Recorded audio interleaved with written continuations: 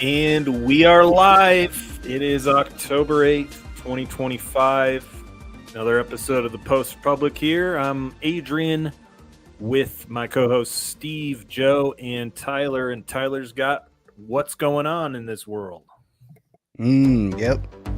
Got the rundown here. If I could just control the music. There we go. Okay. We got the rundown. The federal government is still shut down, while half of IRS employees are officially furloughed. James Comey arraignment today. He has pled not guilty to giving false testimony under oath. Democrat nominee for Virginia Attorney General Jay Jones' text messages were leaked shows him wishing for the death of his political opponents and their children, saying they're breeding little fascists. Even MSNBC is demanding he be forced to drop out of the race. I got an immigration update. Trump administration is on track to deport 600,000 illegal immigrants in the year of 2025. Over 400,000 illegal invaders have been deported, while 2 million illegals have self-deported. Leftist arrested at an event at a church in Washington, D.C. with over 200 explosives said he wanted to kill the Supreme Court judges, some of who were in attendance. Manifesto reveals hatred for Christians, Jews, and ICE. D.C. police officers are stepping forward to disclose that supervisors downgraded violent crimes to minor offenses. A suspect has finally been arrested for California Palisades fire. Leftist streamer Hassan Piker forces his dog to sit in the frame of his stream by shocking him into submission. And finally, P. Diddy is sentenced to 4 years in prison. And the last one here, President Trump calls for Illinois Governor J.B. Pritzker and Chicago Mayor Brandon Johnson to be jailed for their failure to protect ICE officers. And the National Guard arrives in Chicago. So, with all that being said, what you guys got? Well, it's just a continuation of everything that's happened. I mean, Charlie Kirk's death hasn't stopped anything. If anything, it's actually accelerated it. You know, we were talking about this in the group chat, but I mean, I can't even I follow this stuff and I can't even keep track of all the leftist violence. I mean, he could have blown up all the Supreme Court justices, you know, if that had gone through. The ICE shooting, the shooting of the ABC building. And then also this guy, what's his name? Jay Jones, the Virginia Democrat Attorney General, openly saying, I want to see my opponent or Republicans' children murdered in front of him. Yeah. They're breeding little fascists. I mean, fascist is just code word for you can kill this person. That's their dog whistle. They like to use that term, but that's what that is.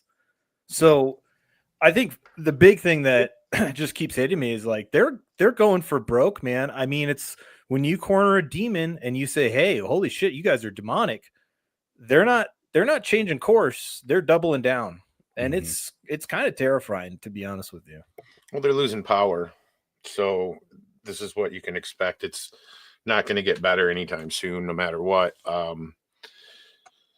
I think I ran through what I think Trump's plan is in my chat and on X and everything and on my show. But I think that Trump's getting ready to do the Insurrection Act after today. That was the point of that roundtable about Antifa. Once he does that, that opens up the National Guard to be used for all sorts of things other than just guarding national property. And J.B. Pritzker basically backed me up and alluded to it yesterday when he said that he'll come for the voting rolls and machines and stuff that they keep refusing to turn over because they know there's fraud. So it's going to get interesting, guys. What does the Insurrection Act actually do? Well, he invoked... it's called the he used one law to be able to send them to protect the just the general buildings that are federally owned and assist federal employees, let's say. But the Insurrection Act kind of announces that there is kind of an overthrowing or obstruction of the government, be it state, local, federal, whatever. And that's what we're seeing right now. They'll block them. They'll try to ram them. They'll try to pull guns on them. They assault them, so on and so forth. The place in Portland, all the windows are broke out. And then the local authorities are like, oh, the ordinance says you can't have wood on the windows. It's an insurrection. That's the definition of. I got a post on X that I just made earlier today that pretty much lays it out. But let me see if I can find it. Here we go. The law that it's the Posse Comitatus Act, 18 USC 1385 is the one he used in California. And that's the one that allows them to just basically guard property. And the definition of insurrection is a rising against a civil or political authority or the established government, open and active opposition to the execution of law in a city or state. And that's what we're seeing. Yeah. So he'll be he's been holding it off. He's been jumping through hoops. I don't know do you want me to put the post up? Sure. Try to explain it better. Let's see if I can do it. Yeah, and on Grok, I just grokked what is the Insurrection Act. It says the Insurrection Act of 1807 is a U.S. federal law that allows the president to deploy military forces domestically to suppress insurrections, rebellions, or domestic violence, or to enforce federal laws when local authorities cannot or will not do so. Yep. And you see the open coordination that the police department and the city have with the people rioting. You know, where the ICE vehicle was, 10 people in cars, boxed them in, and they didn't, Chicago police wasn't going to respond. So they could have literally killed these guys, and the police was just going to let it happen. Adrian, it went beyond they weren't going to respond. There's a dispatch call that's recorded where they said, do not respond. Yeah. They were specific. And a picture of text, too, from some board that they use that said not to respond. So it's two things that they actually put out that said don't respond. So like they're pretty screwed. So this doesn't get any bigger, eh? Dang, sorry guys. Anyway, this is my take on it from what I've been researching, and I've been putting this out on my show. But Trump's play-by-play that I have laid out on my show and elsewhere, rightfully, this is the steps that he took. Rightfully used the Posse Comitatus Act, 18 USC 1385. I showed you how the wording can be construed to mean that Trump can do this. The part that they took issue with in California court, which it's whatever. The law allows for the use of the National Guard to protect federal assets when local law enforcement is unable to, which they won't be doing usually, and they don't. We've seen this, and not until there was word that he might invoke the Insurrection Act. Now in Portland, you see them out there doing things. Remember the police trapped under the overpass in CA, the police being told to stand down in Illinois, and the lack of action until last night in Oregon. And then 2, he knows that these jurisdictions are involved in said jurisdiction or insurrection. In other words, it's some of the judges, it's the police, it's the mayors, it's the governors. So he does it fully grasping that they will fight it in court and generally win, despite the judge's ruling being unconstitutional.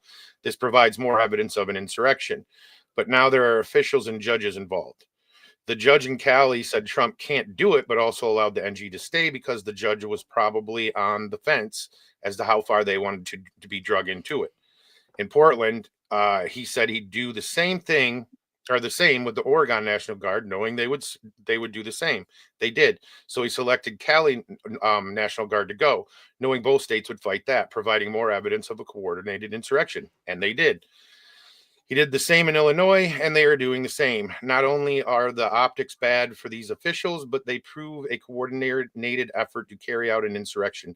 He needed to take all of these steps as influencers were screaming for action right now because he follows the law and he's methodical. And now he has proof of an insurrection because he's done all of these things, if that makes sense.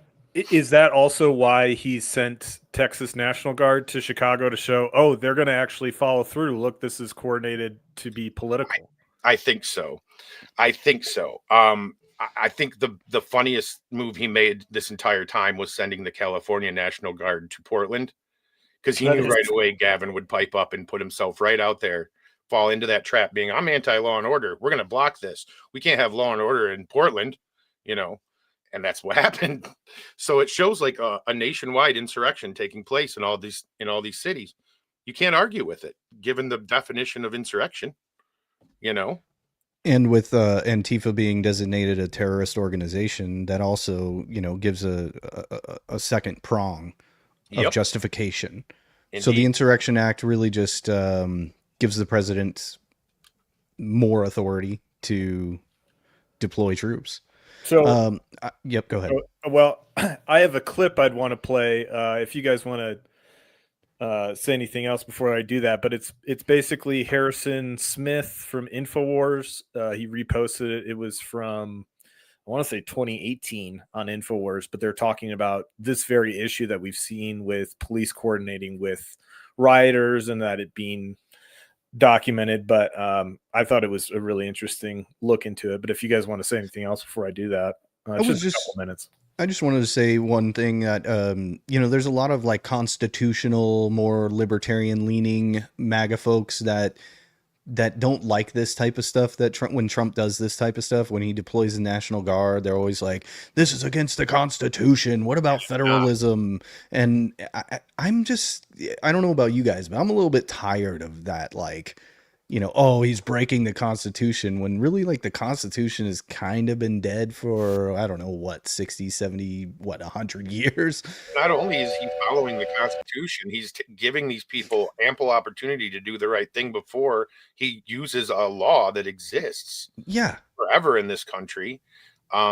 It's not unconstitutional to send troops to prevent an insurrection. It's not.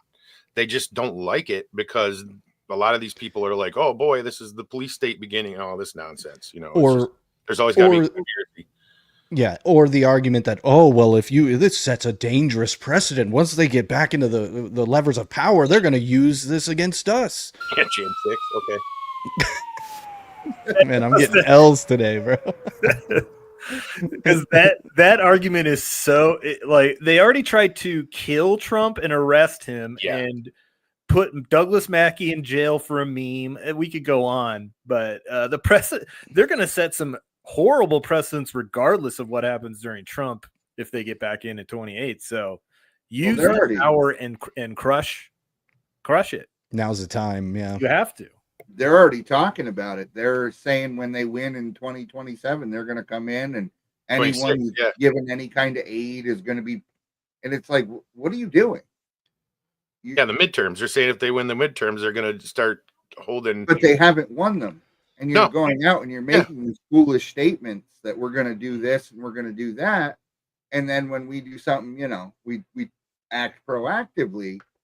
Like, I don't understand the cognitive dissonance these people have, where you can, in one hand, celebrate, and there's tons of videos, all kinds of knuckleheads doing this, celebrate the raid on Mar-a-Lago, and then be mortified at the raid of James Comey. I don't understand the disconnect.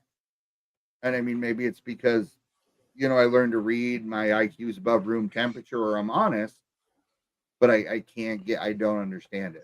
It's not a disconnect. It's quite intentional. It's very intentional because they know what they've already done and they know what they're looking at for having done so. So they're hoping they can win in the midterms before anything happens to them so that they can turn the boat around and start doing what they did to Trump the first time, which they shouldn't have done the first time. You see what I'm saying? It's very intentional. It's not a disconnect. That's very planned. They're scared. Well, it's like they're scared as hell, trying to act like he's not. Tyler was saying he was saying the leftist violence, but that's the nature of leftism. There's never been a peaceful, turn of power to leftism. It doesn't exist. Yeah, it's always violent. It really is. It was born out of violence, especially when you look into the French Revolution, is where really kind of where that terms left and right come from. And leftism at its very inception was extremely violent. They believed in a violent revolution to overthrow the monarchy, and they did.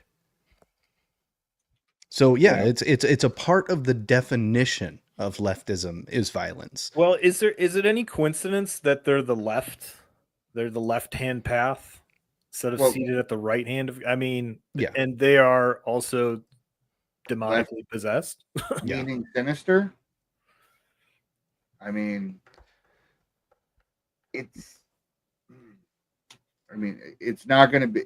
You got Pritzker saying they're going to cancel the elections. They've accused him of that since he got in 2016. Now he's going to cancel elections. He's going to cancel the election. But there's going to be serious legal issues with a lot of the candidates, I feel, by the time 2026 actually rolls around. A lot of these people are going to be tied up in litigation. I just saw that Katie Hobbs just relaunched her campaign for governor of Arizona again. Well, there's all kinds of questions with the legality of being there in the first place, because something about that stinks. Well, and that's why they're nervous about the Insurrection Act. He could do exactly what J.B. Pritzker is nervous about, and he could send the National Guard to get voter rolls that they refuse to turn over, and it would be completely constitutional. So would the arrest of J.B. Pritzker and the mayor of New York or Chicago. So all of these things would be completely constitutional because they're actively and openly involved in an insurrection, and they have been since at least 2017. Which is treason. Yeah, it's been happening for over 10 years now. They stole an election. It's obvious now. There's proof of it all over the place. There has been, but there's even more now. What's out in the open? You can talk about it now. Google's taken down their stance on YouTube. You can talk about it. You can show facts. Nothing makes me think that you're lying to me than you doing everything you can to take away my ability to say it. Exactly. You Yeah, know? and I don't want to divert this conversation too much. And I'm not going to talk too much about the whole Candace Owens thing. The only thing I want to say about that is whatever. It's who knows what actually happened, blah, blah, blah. But the point that's really annoying me about that whole thing is it's diverting all of the energy from a lot of people on the right into basically true crime, conspiracy, almost entertainment, and taking away from the fact that it's not just Charlie Kirk, right? Look at what's happened since then. It's existential. At Charlie Kirk, who knows? Maybe it wasn't the guy they said it was. It doesn't matter. There are all these other people who are still acting violent openly. I can't get over that guy in Virginia. I mean, that is just so insane. I don't think a lot of Democrats, and I could be wrong, things may have changed, have called for him to step down. Like MSNBC may have, but I haven't seen a lot of pushback to that. I think it was Joe Scarborough, Morning Joe. Oh, he's been trying to ride that middle a little more for sure. But I mean, this guy, can you imagine that guy as Attorney General? Top cop. The highest level of law enforcement, saying that you want your political opponent's children to be killed. This is where we're at. I mean, you know, I think we talked a few shows ago about, and I was a little hesitant with the martial law, but do the Insurrection Act. I mean, they have to. People don't realize how existential we're already at. It's only going to get worse until it stops. There's no putting it back in the box. So the only way to do that is to use the force and power of the federal government to make it happen. Let me push back a little bit, because I feel like everybody in the stream for the past few weeks has been kind of pro the idea of declaring martial law or using the Insurrection Act or using the federal government to actually use the power. I'm generally sympathetic to that idea of using the authority, be authoritarian. I want Trump to be authoritarian. I want him to be a little bit more fascist than he is. But I just kind of do. I'm hopeful, and in that we can still use political tools. So are we at the point where we do need to cramp down using the federal government, or can we just keep winning elections? I mean, the left is already cornered. They're battered and bruised. They got nothing to run on. I mean, we kind of got them in the corner. We got them on the ropes. Like, let's just politically destroy them. Well, elections mean nothing if you can't use the power to do it, though. To actually, on the ground, look, and this is a 10th Amendment, states' rights versus federal you can win those elections, but as we're seeing, this is an on the ground issue that is states, cities, governors violating federal law. It's been going on since the sanctuary city first came into being. Should have never been allowed to happen. But now we're dealing with a fact that you're not able to actually enforce the law. Like, this is kind of that whole, and maybe it's a constitutional crisis, whatever you want to say. But to me, if you're in power, but it basically, your power is that's wrong, saying that's wrong in mean, strong worded letter, it falls flat, Yeah. So, and yeah, we can win elections, but at the same time, it kind of like what they're saying is like, okay, so Trump won an election. Has he not had to fight to the tooth and nail in court for every constitutional order that he's declared? That's, Congress can remove these judges. Everybody assumes that it's a lifetime appointment for these federal judges. It's not. If they're not acting in accordance with what their duties are supposed to be, which is follow the Constitution, and a lot of them aren't, they can be removed by Congress. And that's where I'm at. It's like, what is going on with Congress? They're more worried about doing these stupid show trials so they can get viral clips and basically be social media influencers than they are about doing what they need to be doing in Congress. You know what I mean? Remove these judges. They're approving Trump picks in mass numbers at once, 107, what was it, yesterday, all at once.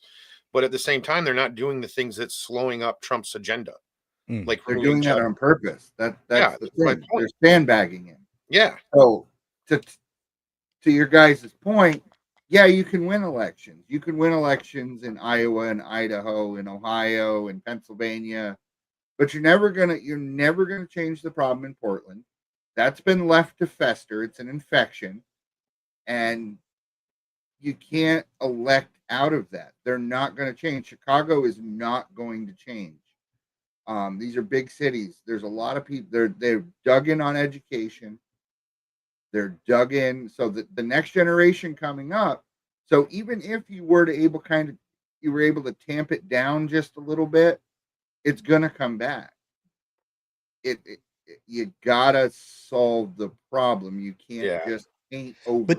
You can't kill an idea, though. That's the problem. And you can not, well, not the idea, but you can prevent the idea from spreading when it's like it is. Look at did you guys even see that a grand jury refused to indict those people that assaulted ICE officers and were found with guns in Illinois? Like, that's our federal justice system now. Like, it's all corrupt. If you don't fix this, you can vote right. And I don't, by right, I mean properly, for the right people all the time. And it's still going to be corrupt because our systems have been corrupted for so long, since before anybody on this screen were alive, and most people listening, that if Trump doesn't return us back to the republic, nothing's ever going to change. It'll just look nice for a while. That's kind of the issue. So I'm an ideological incrementalist. I think that things can't happen overnight, and so what if it takes 50 years or 25 years to incrementally fix it and return it back to the republic that it should have been? Yeah, we don't have that time. No. I think we're up against the wall. I mean, let me ask you a question. Is Pluto a planet? As far as I'm concerned, it's a damn planet. Because we learned that when we were in school. So all the kids that are going through school right now, learning all this garbage, they're going to be indoctrinated, and it's not going to go away. You're never going to be able to change your mind. You have to stop it. It's not just the indoctrination. It's the fact that you have literal tens of millions of people coming into the country, affecting the outcome of elections, potentially with voting, with becoming a citizen, with the economy, with your entire idea of your nation being erased slowly and then faster in front of your eyes. I mean, it's one of those things where we can't allow whatever needs to be done to make it extremely difficult for the Democrats to get back into power legally, passing voter ID, because I shudder to think what 2028 will look like, or 29 if Newsom's in there. I really do. So but outside of that, now's the time. I don't know how far it goes. If Trump goes full Article 2 president, he's just gonna, I mean, at a certain point, here's the thing: it's inevitable that that's going to happen. I mean, the norms, the incrementalism. Look at the Democrats; they're not being incremental, especially since 2020. They're not being incremental at all. So if you're incremental, you're at a disadvantage in that way. But also, it's not even being that extreme to just enforce the laws of your country. And that's what's so frustrating about how people characterize all this as fascist and authoritarian. You're just calling it fascist because the law is being enforced. You're literally saying, oh my God, they're bringing in National Guard and cops to stop crime. We don't do this in a democracy. I mean, this is where they're at. He can't take them in to a city directly to stop crime in that city. He can only send them in currently until he declares the Insurrection Act to protect federal law, which is also stopping crime. But at the same time, like they're telling their people that he's doing the opposite. He's sending them into the city to arrest black people and blah, blah, blah, blah, blah. That's not the case whatsoever. So that's why they're worried about the Insurrection Act, because then they can go in and do all kinds of different things. And he, like I said, he's playing the long game with it as best as he can with the situation and the time frame that he has. And he's following the Constitution. He's given them ample opportunities to back off of the hole they're digging for themselves, and they're not doing it. You got to act when it's time, and to you guys' point too, like it is also our institutions. Think about who runs all the books, like the companies, the publishers for the books that our kids are given in school, college and stuff. It's all the left. Think about how narratives have shifted in those books in just like a generation. Like kids that graduated in the 80s had a whole different outlook on what this country was than the kids in the 90s. And then it just gets worse from there, and now kids in high school and younger think they're girls when they're boys, and they think that capitalism in the USA is bad before they even reach college at this point. That's how corrupt it's gotten. So it's going to take drastic and swift actions that are constitutional, which he's done so far, to fix all this, or I've been saying it forever. If we don't fix all this leftist crap and all the everything that runs our lives, and if we don't take care of that and even that balance, nothing's ever going to change. It's just going to look different. So we got to do something.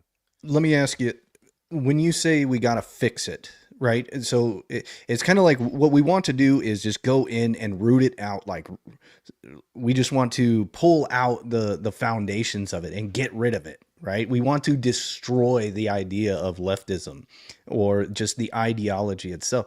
How do you do that? Or what's your prescription? I guess I'm asking, Joe. What do you mean when you say fix it? Well, we've been talking about the Insurrection Act and stuff like that.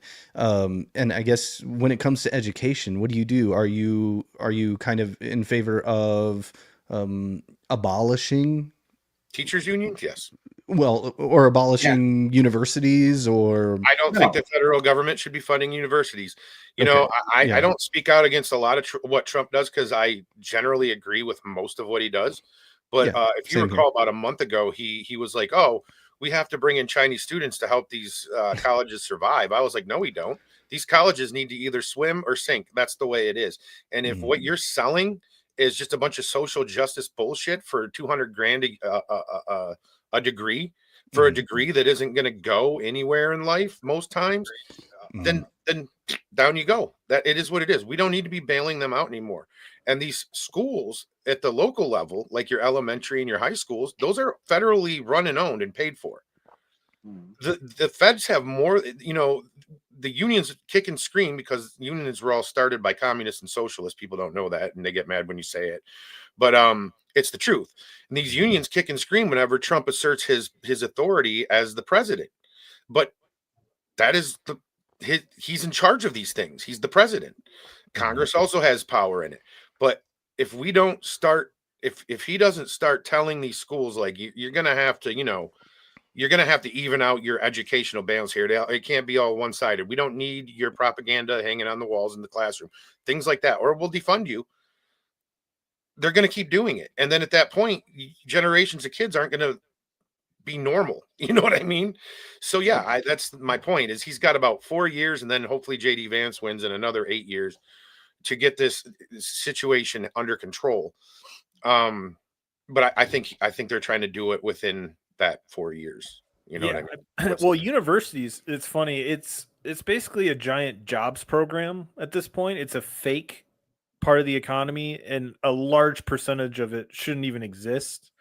They're just sucking up student loans and government funds and all this, and nobody likes the product. Millennials and primarily millennials and Gen Z have been totally screwed over by that system. But the problem is, if you fully shut that down, you will disrupt the economy to some extent, because I mean, towns are built around that giant small college towns, like Mac schools, not the big ones that people want to go to. Kids just going to college because that's what you do. Colleges even, yeah.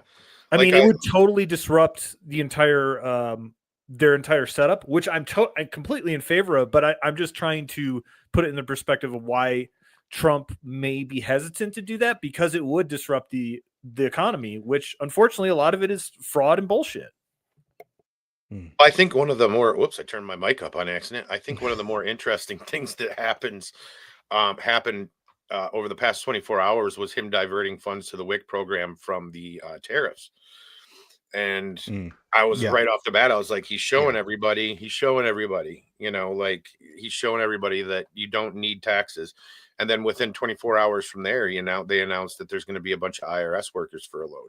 I'm hoping we're on the right path to restoring the republic to the way that it was supposed to be, because that's the way it was supposed to be. You know what I mean? It wasn't supposed to be where you work your butt off to pay taxes for the government, who then builds half a bridge to nowhere and then, looks at you and says, well, we tried, we ran out of money, we're going to raise your taxes a little more to finish it. It was supposed to be paid for by other countries sending products here and buying our products and so on. So, I mean, that's why they push so hard for the Department of Education. There's no reason that anyone in California should have any say over what my child in Ohio is learning, unless you're trying to churn out bad ideas and make them mandatory across the country. Kids need to know how to read, how to write, how to add. They really should know about things like compound interest and usury, but they're not taught that because nobody would take a college loan. So a lot of what is supposed to be done on the state and local level has been wrestled away to the federal government. The federal government is supposed to produce currency, supposed to maintain a border, and have relations with foreign countries. Everything else is kind of supposed to be at the state level. But it just doesn't work that way. Yeah. It kind of sounds like you would like a long march through the institutions in the reverse. Yeah. I think we just need a very quick march. A run, if you will, through the institutions. A sprint. Because we don't have that kind of time. I mean, But what if we do, though? Because I do feel like there is a tendency in the political world to have a sense of urgency, like we've only got, if we lose this election, it's over. You know what I mean? It's almost like a fear mongering, like especially the left does it, but the right does it too. And I think that, I've been talking about this for a long time, more of a broader point of identifying threats, but identifying them properly. And so I guess my question, I'm just kind of just brainstorming here.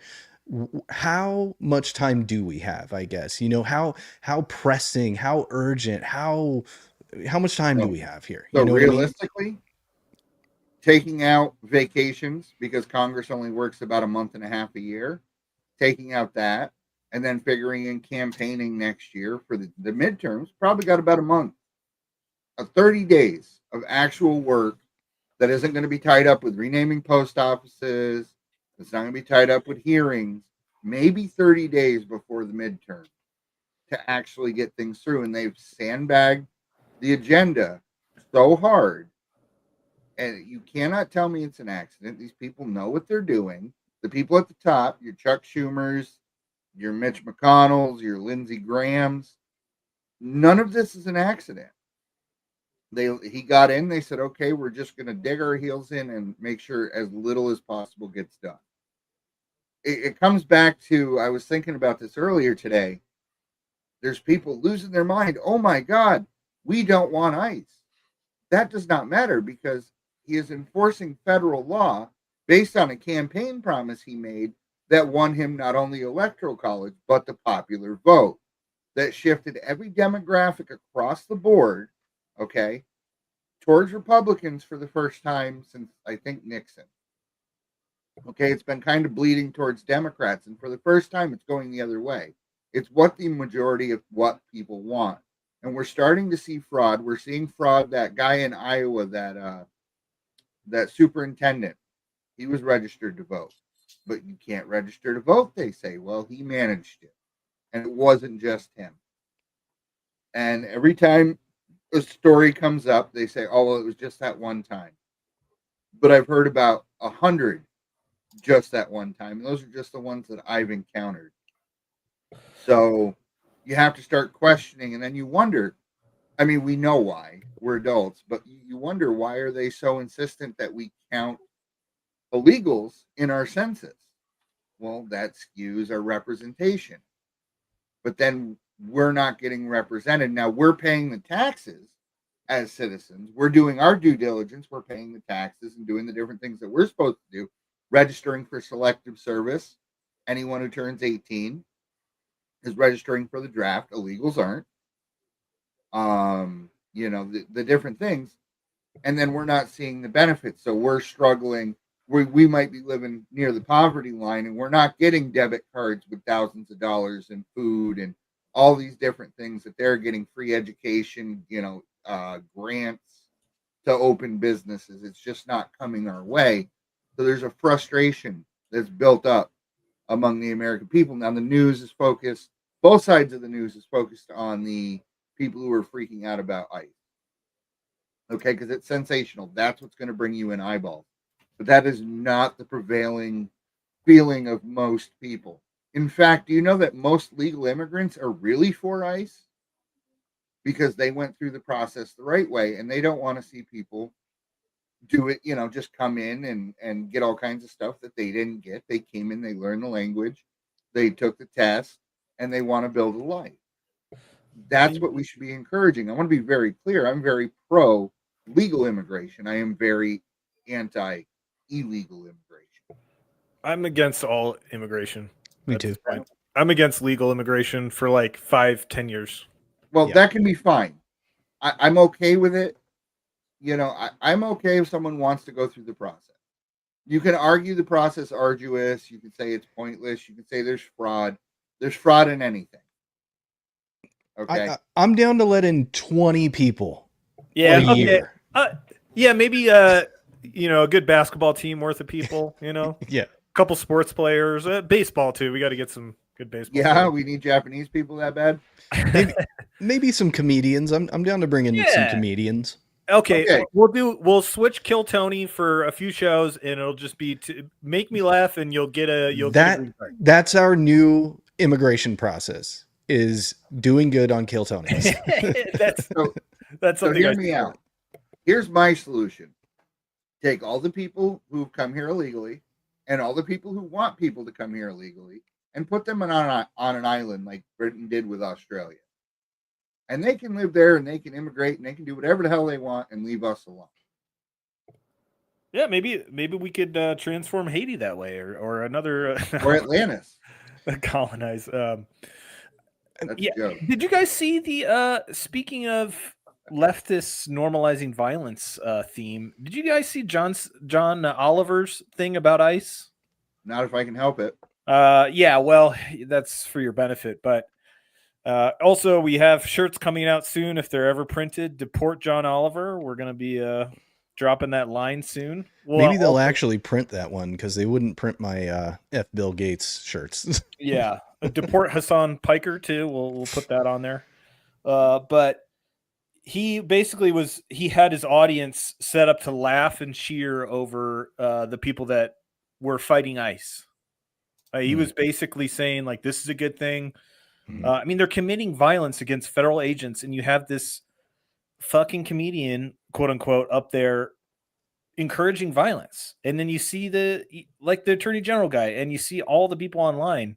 This is something, it's crazy that's, for one, is humorous to these people, but two, it's just so normalized. It's like fish in water is people on the left wishing for violence, committing violence.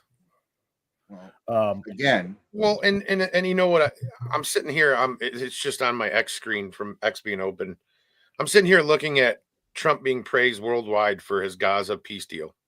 Mm-hmm. Did you see where he got pulled out of the Antifa roundtable today early because they were at the Q&A to go deal with basically it sounds like the closing of the deal.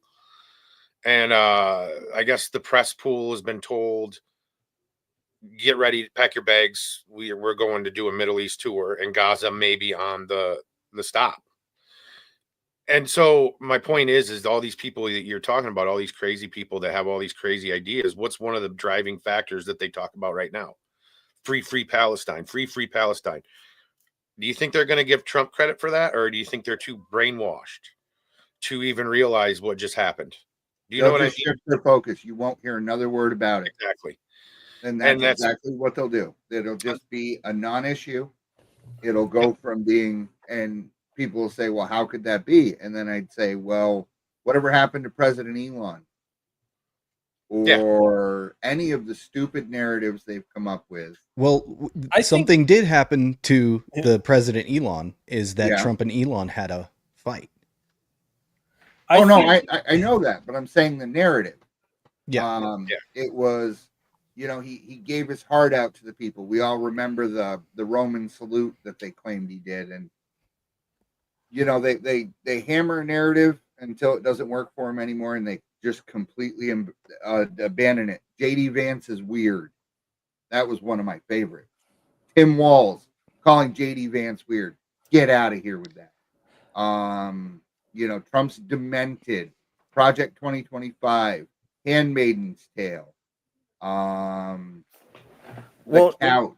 To answer your question about will they give him credit, I think some individual activists may actually acknowledge that. I actually heard that from somebody who's very opposed to Trump say that. Mm-hmm. But on the whole, the mass, no, they'll be shifted. So if it goes through and it happens, then I think some people will give him credit. I don't know if it'll be significant, but in general, people have the attention span of a mouse. It's they're just going to bounce to the next outrage thing, which will probably be back towards ICE and the inevitable Insurrection Act that will be invoked hopefully soon, like Joe's been saying. Well, and I'm looking at it right now. Actually, I under comments, this person was talking about the peace deal, and this other person's like talking about how Trump's using the National Guard horribly here, and citizens are being arrested, and the Constitution doesn't exist anymore. So there you go. They were already, now that the news is out, they've already got their talking point. Chopper Dave says, anyone with a Handmaid's Tale, PFP, or Palestinian flag in America is a retard. Change my mind. No offense to actual retards. This Chopper Dave guy seems to know what's up. But that's how they do it. And they just shift so suddenly. So people don't focus anymore. They lost their attention span.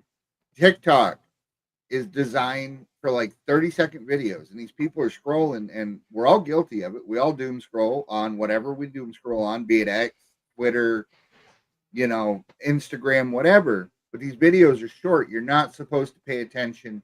And you can ask people 3 minutes later, hey, what'd you just watch? I don't know. Because you don't remember. You don't retain. So that's kind of like why I have that curse that I can't forget things, and I remember things from 4 years ago.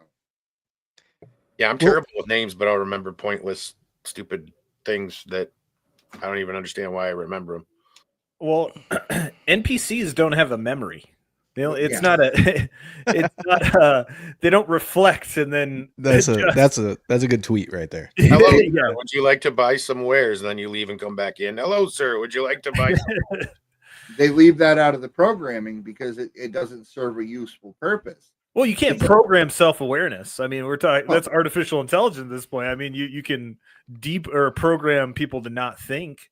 Well, social media to that. What is narcissism? Self-awareness? I don't know. I like that chick. I would I argue, figured I out would who argue she no. was. Not at all. Like I figured out who she was last night and where she lived and stuff, so we can turn her in. And she was threatening ICE. I go look at the top of her TikTok page, and it's literally the only description in her bio is I like to hear myself talk. Mm. You know what I'm saying? Like, and here she is saying kill ICE and Charlie Kirk deserved it. Yeah. Well, that gets you attention as well. And the modern generation, it's funny because I grew up, and you're not going to believe me, but I grew up never wanting my picture taken. I didn't want to be on video. And nowadays, that's the capital. If you don't want to go work an actual job and run a register or hand out French fries, you got to become famous. The only way to become famous is to be permanently online and to say controversial things. Because the person that goes on and just has milk toast opinions will never get any traction. Yeah. You'll never get the people. I mean, if you want to be successful on Twitter, the way to do it is to go on and make a bunch of people mad. Yeah. How do you do that if you're a leftist? You go on there and you say the most out-of-pocket, violent crap you can. And then all of a sudden, and if you're a conservative, you go to the Krasensteins and you make fun of how they're not tall enough to ride the roller coaster. They have to sit in the little caterpillar cart. They really don't like that. They get mad. Or you make fun of JoJo and her disgusting face. Yeah.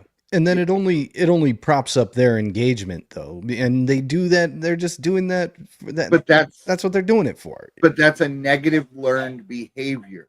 Mm-hmm. No, nobody is on Twitter or Facebook or Instagram, Threads, Blue Sky. Nobody's on there trying to change anyone's mind. And that's the problem. That's everybody says nobody talks to anybody anymore, but because what's the point? They're not there to listen to you and have their opinions shift. They are there to wait for you to finish talking so that they can say their talking point or they can say their joke.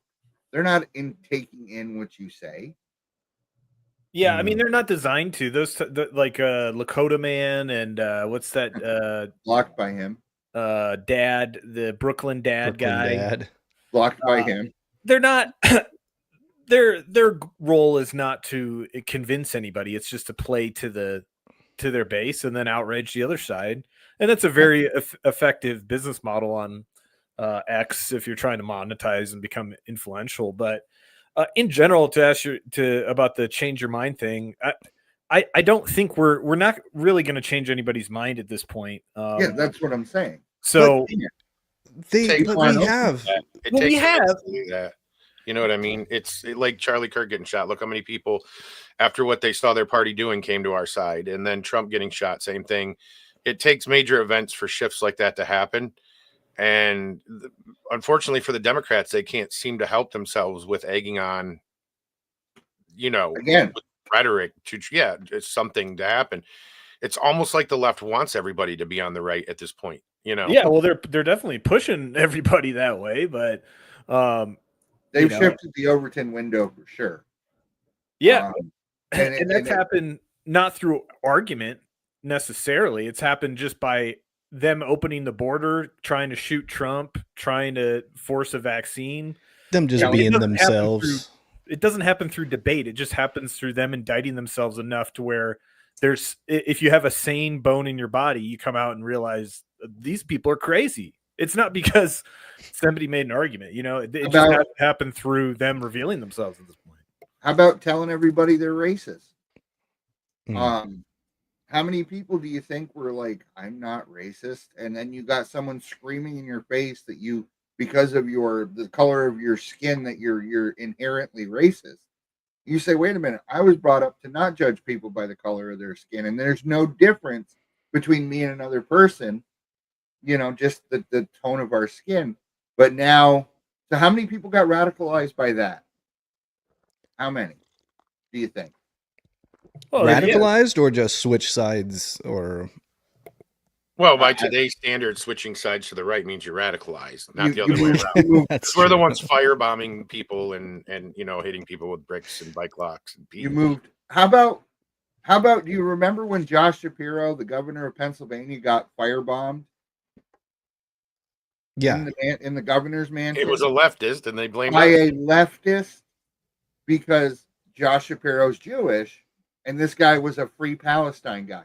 They're attacking themselves. Well, look what they did the other day with that lady's house burning up. The judge that messed with the Trump administration or whatever. Yeah, but all these people, including that broad on MSNBC, is like, oh, because the Trump administration called her out for being a shitty judge. Obviously, this is the right attacking her. And then the cops and the investigators come out like, no, it was just, it just happened. It was no arson, and not even an apology to my knowledge. Well, what about that guy in Mississippi who was hanging from a tree? Did that go anywhere? Oh, God, that outrage lasted about 2 weeks. Yeah. They did the autopsy and said he did this to himself. And then they're like, well, we're going to pay for a private autopsy. Knock yourself out. You find the same thing. I'm sure they could get that TV autopsy guy to come, Bowden or whatever. He'll come and say that it was he was lynched, just like he tried to say that what's his name, George Floyd, didn't overdose on fentanyl. That guy's a piece of shit. But there's so many of those. I don't want to call them grifters because a grifter just does it for the money. I think a lot of them do it for social standing. Like Ibram X. Kendi, he didn't need money. He was already a professor and everything. He did it because, to his way of thinking, he was getting one back. I'm not saying that race relations were perfect in 2009, but it sure wasn't a big issue. Everybody just got along with everybody. And then all of a sudden they started telling 50% of the people that they're racist. And it's like, no. And then so the other side's, of course, gonna fight. They're gonna run with it because they get all the benefits. It's insanity. I don't think there's a way that it can be backed down the way it was raised up. It's not going to go down quietly. It's not going to go down easy. There are a lot of people who've made this their entire identity. And the sooner we address it, honestly, and the quicker we address it, the better. I mean, that's why Band-Aid. I'll be frank. If we can actually achieve, maintaining the border, but also dismantling Antifa in every way legally, at all levels of it, and also, RICO a lot of these NGOs and attack the machinery that, and then get voter ID. 2028 will be a breeze to me. That's what I'm saying. But like, what do we need? What do we need to? But you need to act. You can't just sit back and wait for the next election. I mean, this is the thing. We need to handle. A lot of people don't understand that 2020, the 2024 election. Yeah, we swamped the presidential election, but they still cheated at the state level. It happened. It was in various places around the country. They still cheated. Yeah. If we don't fix that, we're never going to retain Congress. We're never going to. There's a lot of things we're not going to do. And these people in what used to be red states like California, they're trapped under an authoritarian regime, and that might sound dramatic, but look at what they do there. Look what they do in Portland to conservatives versus the left. You know what I'm saying? We got to liberate the country and bring it back to being the republic, the constitutional republic that it was supposed to be. Yeah. I'm sick and tired of, and people repeat it. It's a democracy. It's a democracy because technically that's how we're being run now, like a banana republic democracy. And that's what they wanted for the longest time, the Democrats. And we're pretty much there. And that's got to be fixed immediately, or the next two elections are everything that we've seen happen so far for nothing. But so what do you do to fix that? The elections themselves, because, it does go against the Constitution to federalize elections, which the Democrats tried to do during Biden's administration, is they actually tried to federalize the elections. They were like, oh, this is our last little chance to try and rig all the elections if Congress can control it. So the founders and the Constitution was very firm and clear that the federal government, or that the states, run their own elections, and the federal government isn't really allowed to come in and tell them how to run their elections. So how do you fix that? I mean, I guess you maybe could pass a law at the federal level instituting voter ID, or what? How do you fix that? So maybe reform on mail-in ballots, because if you can't federalize it, you can't make it illegal federally. So you can't outlaw mail-in ballots. Yeah. But make the deadline 2 weeks before election day. If you're voting by mail, there needs to be a 2-week period where they can all be accounted for. The numbers match, the signatures match. Both parties agree on it. Stuff like that. The crap they pulled in 2020, trying to having all the state legislatures change all the rules at the last second. Yeah. When nothing, okay.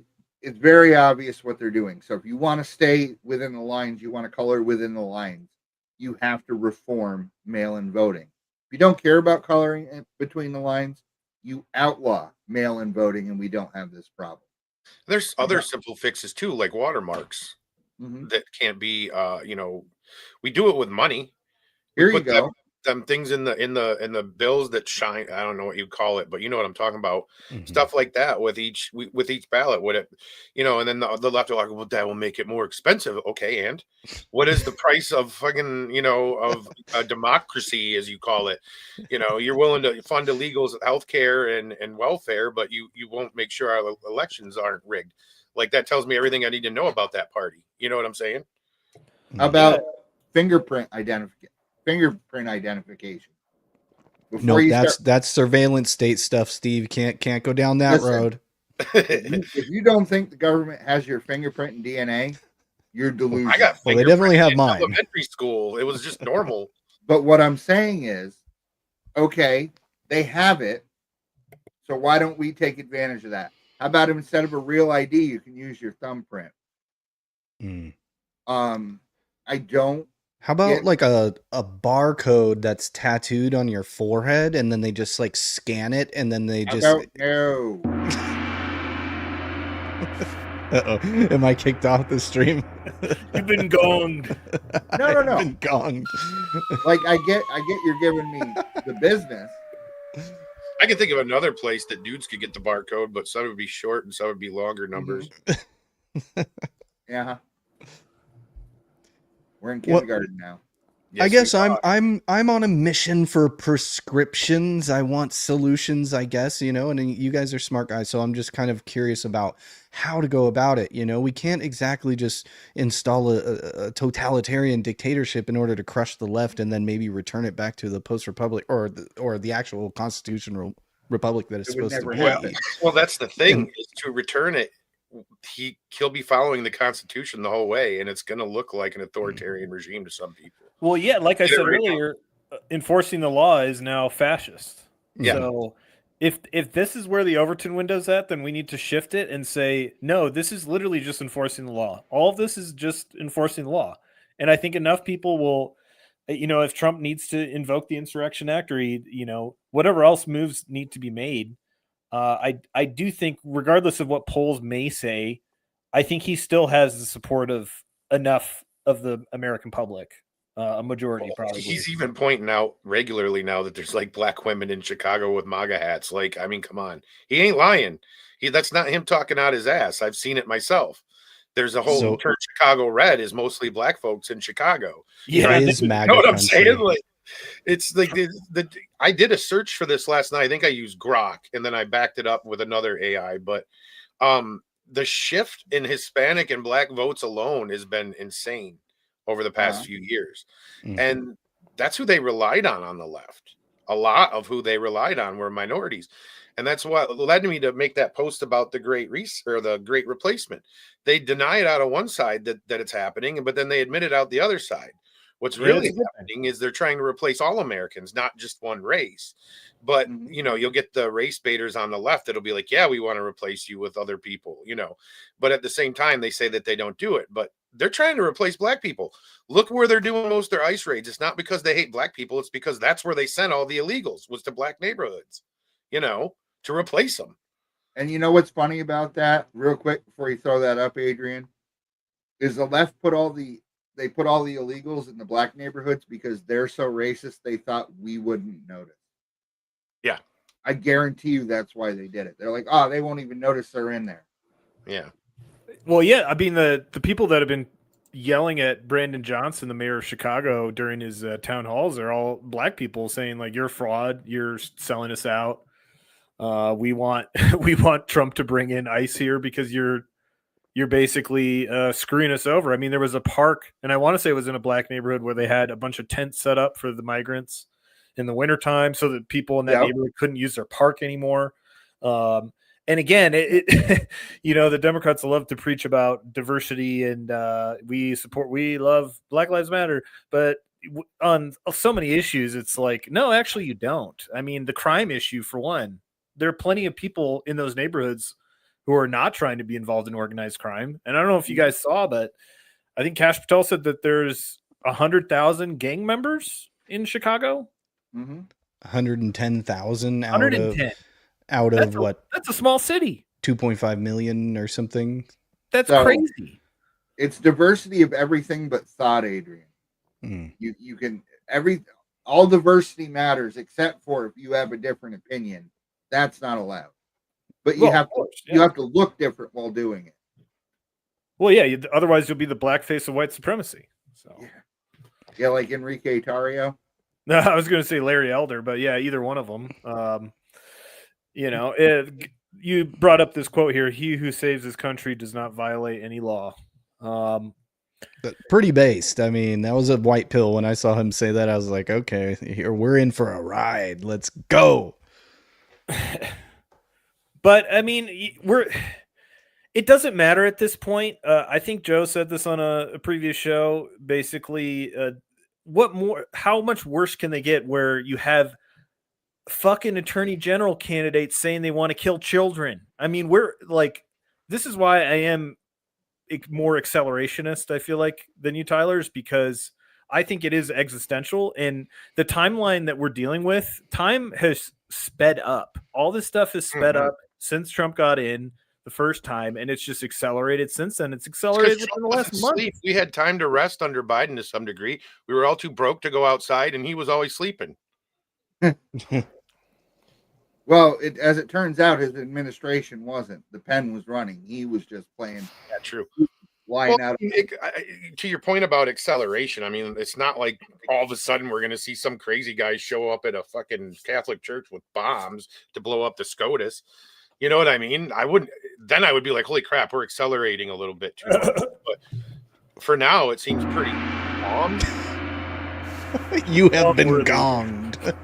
Well, as long as nobody shows up to kill a Supreme Court justice and then gets off with a lighter sentence than someone who called out the 2020 election. That's a true story that happened this week. Yeah. Right? So that was a federal court that the grand jury in a federal court dismissed charges against those people that were. No. I'm talking. Oh, you're talking about something else. Sorry. Remember when they talking about something else?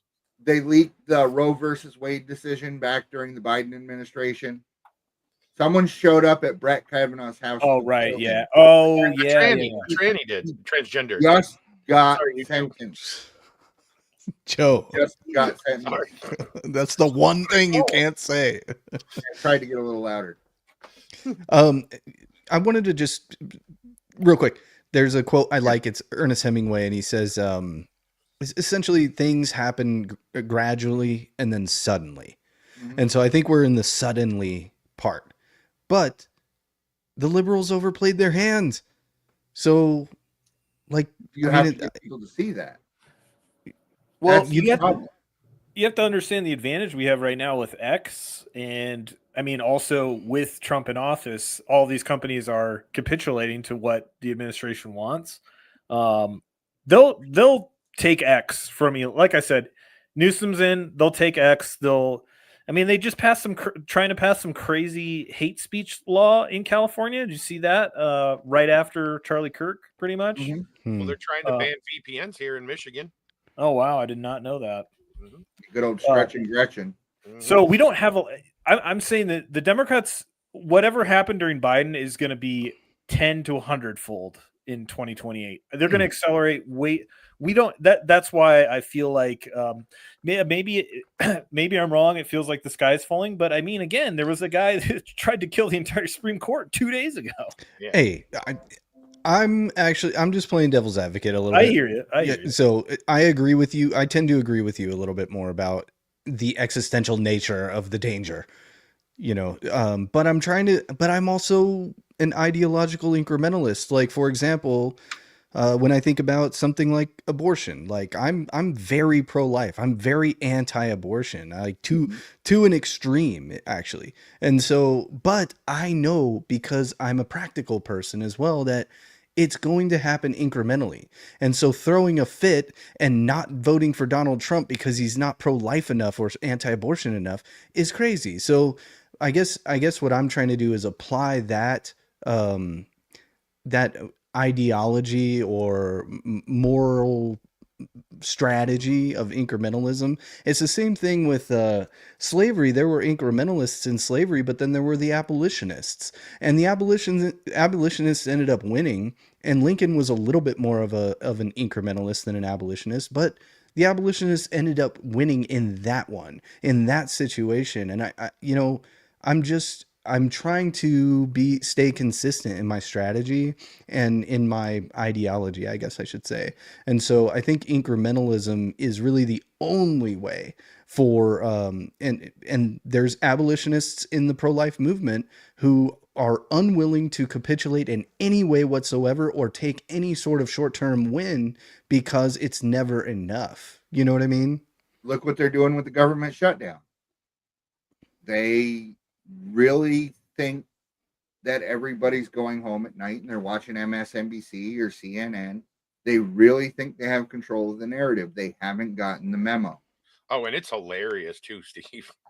Oh yeah, Every shutdown, and everybody looks at them like, "What are you talking about?" It's all of them, and I'm like, who do they think they're kidding at this point? Well, that's why the sombrero memes were so hilarious and genius to just make them look foolish. They put a sombrero on Hakeem when he was yelling at that guy today. Now he's got a sombrero. Right, but also they tried to say it was racist, and then Trump responds with him with a sombrero playing mariachi music behind Hakeem Jeffries. And even the Daily Show, there was a guy that was like basically saying, "Well, this is funny," and the crowd's laughing because it's like, well, because this is just peak Trump's genius in terms of shifting the narrative. But yeah, I mean, they can't sell any of this stuff, like they're holding it up for illegal immigrants unless you're a true believer. And I would say a large percentage of Democrats are, a vast majority of them. That's how they're still in that party. Whereas there's way more actual diversity of thought within the right-leaning side, because you have to be all in. You have to become a Borg to go along with this stuff, because you have such insane selective memory. You're the craziest NPC I can imagine, and so you have to be a true believer all the way. And so when you're confronted with your side's own violence, then you just ignore it even more and focus on Jimmy Kimmel. Jimmy Kimmel's going to be our new messiah, our new best news about that. Well, but what's so funny about that is they say Jimmy Kimmel's the martyr when why did they bring up Melissa Hortman? Oh, well, anyway. What about the other guy? Their level of martyr is a guy getting suspended for a week from his TV show. This is the level of absurdity that we're dealing with this side. So what other guy, Steve? What other guy? So there was 2 politicians that he shot that day. Oh yeah. Yeah. They only ever talk about her. Oh yeah. Right, yeah, because that's it was a woman. But Jimmy Kimmel, if you are unaware, he had that big bump when he came back. His viewership's now down 72%. Yeah, they went away. I said this was going to happen. Yeah, I know. Who's going to watch him? They gave him his little boost, and they brag And about it. everybody's like, Now he's done. oh wow, it's just politics and nonsense. Yeah. And they're going to come on here and they're going to glad hand each other. And it's the same crap we didn't want to watch before. People have moved on from that kind of television. This is why Colbert was canceled. This is why Kimmel was suspended. And this is why Fallon's probably sweating. He's probably not. He probably doesn't care. He's kind of an idiot. So I think Fallon's the least worst. He's the one that tussled Trump's hair on TV and everybody got mad because he humanized him. I'm not joking. I know. When he was running, they're like, you humanized him. Yeah, he's a human. What are you talking about? You know, bring back Craig Ferguson. That's what they need to do. Yeah. Bring back people who have a sense of humor. Yeah. That was the thing. I Like think Craig Ferguson hates Trump too, doesn't he? Oh, he No. might. I don't don't know. He just maybe he wasn't around during that, so I don't remember him for the Trump derangement. He probably would have been the lapdog, just like Colbert. Well, that's I like think I said on the last show. It's just the most bizarre thing. Yeah, he was telling Donald Trump no on stuff. But yeah, anyway, like it's just the most bizarre thing. Like if you're gonna let out an album, and it's been like this since Trump's first term. Like if you're gonna let out a new album, you got to say something bad about Trump or Trump supporters. You're gonna let out a new movie, you got to make some statement on Trump or Trump supporters. If you got a TV show, it's got to have some kind of anti-Trump slant, or else they don't think you're gonna make it. Meanwhile, every time they do this, their shit fails, and it just makes no sense to me. I would understand if it would help them, but it has yet to do so. So how why did it work out for Rachel Zegler? Right. Because she had It's that Hollywood, baby. that country music singer nobody's ever heard of. He just gave himself the Dixie Chicks treatment. Zach It'll Bryan. be a joke. I don't even know who that is. I don't listen to country, so everybody was melting, and I'm like, I like Zach Wait, Bryan. did Zach Bryan say something? Yeah, he wrote made an a song. anti-ICE song. Yeah. His newest song is anti. I know I was a little disappointed, but you know what? I am a mature human being, and I'm able to separate the art from the man. That's Yeah, me that's coping. how bad That was coping. I have to. I listen to 90s alternative and well, I guess my synthwave, they don't really say much, political stuff, but like 90s alternative alone, I can think of like 5 different people that are anti-Trump. You know what I'm saying? Oh, yeah. I'm here for you, Dave. Tyler, Hey, Red Clay Strays, you know that band? They were just on Joe Rogan. They're pretty good, new like alternative country band. Cool.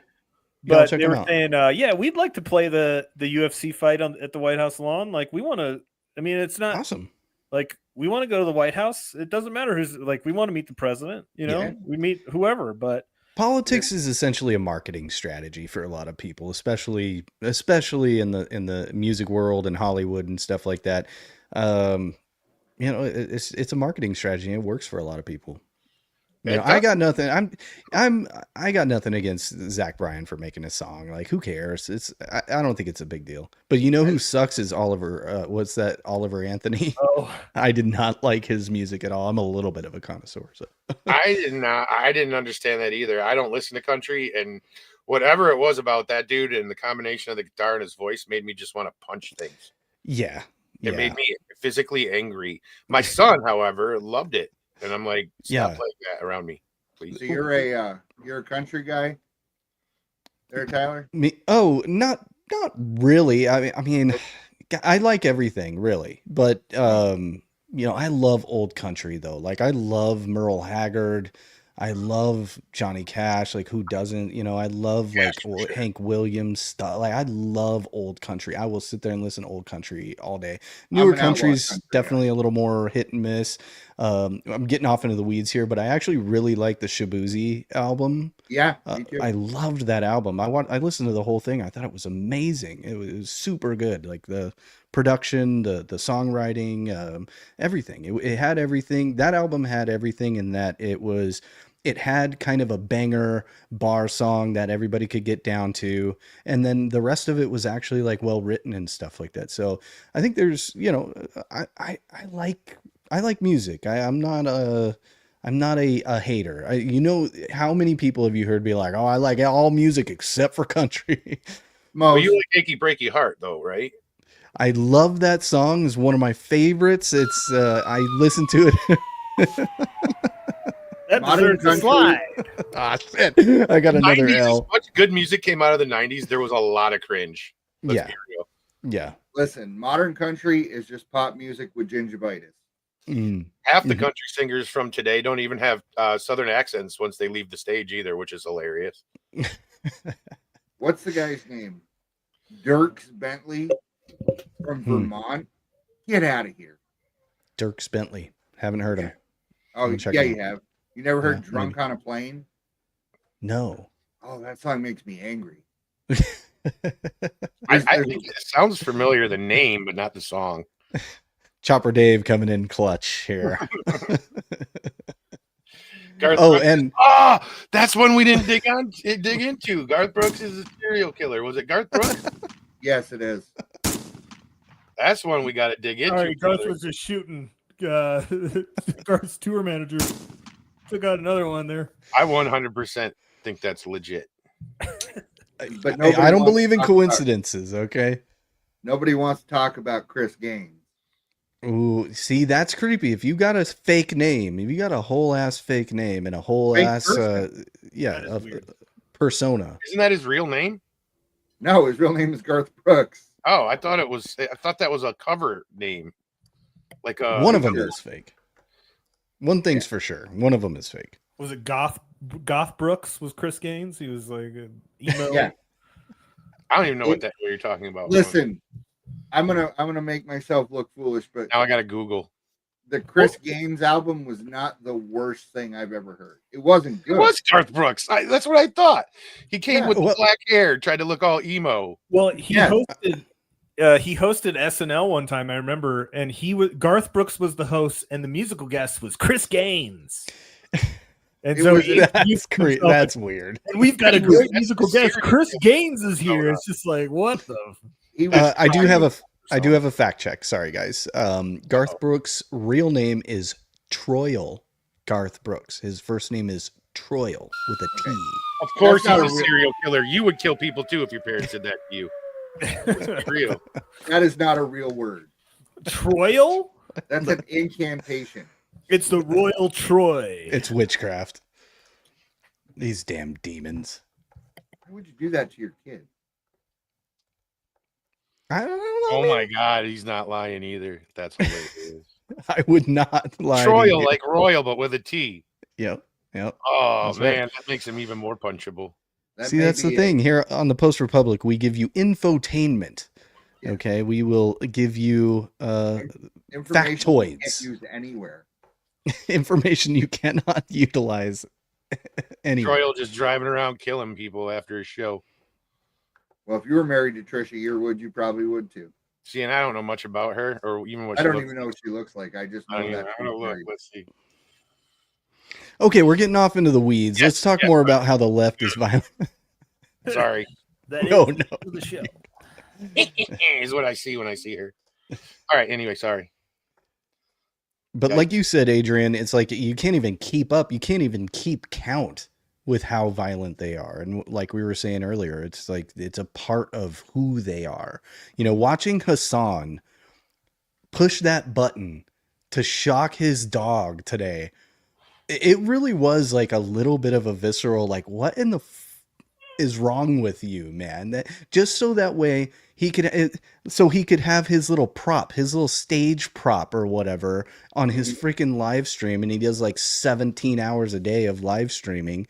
That poor dog, like, this is like, it's pretty sick. That Well- and it makes you think like, oh, serial killers, like Garth Brooks was probably torturing puppies when he was a kid, you know? You know, if there's one thing that could convince more people on the left, it would be getting Antifa to commit animal cruelty, because they don't care about murder. I know. But if they find out Antifa is beating their dogs and shocking them, they might actually turn. So We'll see some real cancel culture. It's like Muslims aren't supposed to even keep dogs. He's paranoid. So He's probably only keeping it because he says stupid shit and he's worried that some right winger is going to come busting through his front door and he wants to be notified by a dog. not So why he has it. technically, it's either that or that's his girlfriend. But either way, like at the end of the day, he's only keeping it probably for semi, what do you want to call it? Security purposes. So he probably treats it even worse off camera. Let's be real. He's not even supposed to have one. So Chief down there, he got it. It's a prop. Yeah. Humanize it. Yeah. Because he's a millionaire socialist. And people start noticing that. So he has a dog to humanize him. His handlers told him, hey, we need to humanize you a little bit more. Americans love dogs. Let's get you a little dog to put it on the prop. And it's like, that's exactly what happened. His handlers told him he had to have a dog. And he was like, oh, okay, I'll get a stupid dog. I'll get a nasty dog. And then he's just going to come in here and try to deny it. It's like, dude, I mean, I guess that's probably the best strategy. I mean, what are you going to do? Go on and be like, yeah, I torture my dog. Sorry, guys. So, I mean, I thought that Jay Jones probably should have denied the allegations of the test. That guy just doubled, triple down. So you know what I noticed is all the people that were up in arms about Christy Nome and what she did to her dog. Pretty quiet right now about Hassan and his dog. I was kind of loud about both of them. Probably shouldn't put that story in your book, and you probably shouldn't shock your dog on stream. Well, but that's I'm on Nome's side on this. I'm No, I get why she did it. Yeah. When you're writing a book and running for political office, probably not maybe the best that's idea. a story you leave on the cut. You leave that for the director's cut. Yeah. You know? It's true. That's true. It was a political mistake. Let's put it that way. That was, I think she was trying to show that she was tough. Yep. Maybe. Yeah. It's just not the right spot for it. But when you read the story and you understand the context of the story, she didn't just shoot some random dog. Yeah. We all know the story. Yeah. But there's a study out. I don't know if you guys have heard this, that people who lean conservative tend to not do as well in school. And people who are leaning liberal do because they're good at memorization, which is what school is about. They give you information, you scan it, you hold it in your head, and you spit it out on a test. That's why they tend to go along with lockdowns more and instructions and mandates. They're all for them because that's what they do. Well, yeah, education is just one big system to get you to worship authority. I mean, that's one of its main reasons or main purposes. They say, what the hell is it? They say that the right's uneducated. Okay, well, we'll go away and we'll let you run the power plants and chop down the trees, and it's one of those things. Well, there are plenty of engineers, very well educated, who are not left leaning. So yeah. No. It's not to say that you can't have conservative leanings and do okay in school. It's just on the overall, that's how it comes through. Well, a lot of those positions like PhDs are just people that end up running the system. A lot of those degrees aren't as technical or skilled as. They're not as hard. They're time consuming. And there's a lot of so when I went to college briefly, I was working a real job, and this guy's like, well, I need you to cite all these sources and do all this different crap. And I'm like, I'm writing a 2-page essay and you want a 3-page bibliography. I'm being a little bit silly, but you know what I mean. And for me, that I don't have time for this. I got to go to work. I got to have some kind of a life. I have kids. But the people who can do that, you know what I'm saying? So I don't think. Go ahead.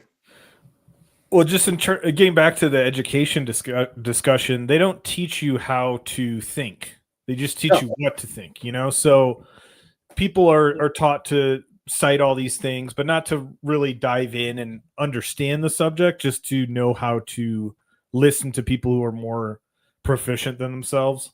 And so we're left with a lot of people that they literally don't know how to think. So it's the NPC factory before the media takes hold is all that. And that's the purpose of the Prussian education system. So, and then the bell curve meme comes to my mind. So, you have the bell curve meme where there's the retard meme on the one side, and then you have like the hooded Jedi type guy on the other side, you know, and they think the same thing. They came to the same conclusion because it's all the educated people in the middle who think they're geniuses, but all they've just been programmed their whole life because they went through the Prussian education system.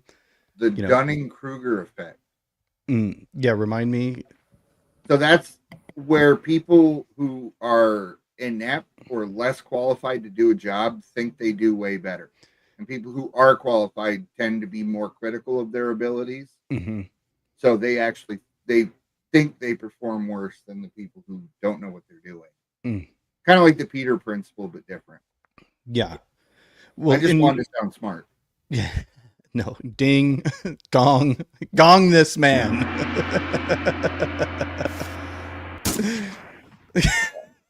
Yes, Adrian's got a soundboard now.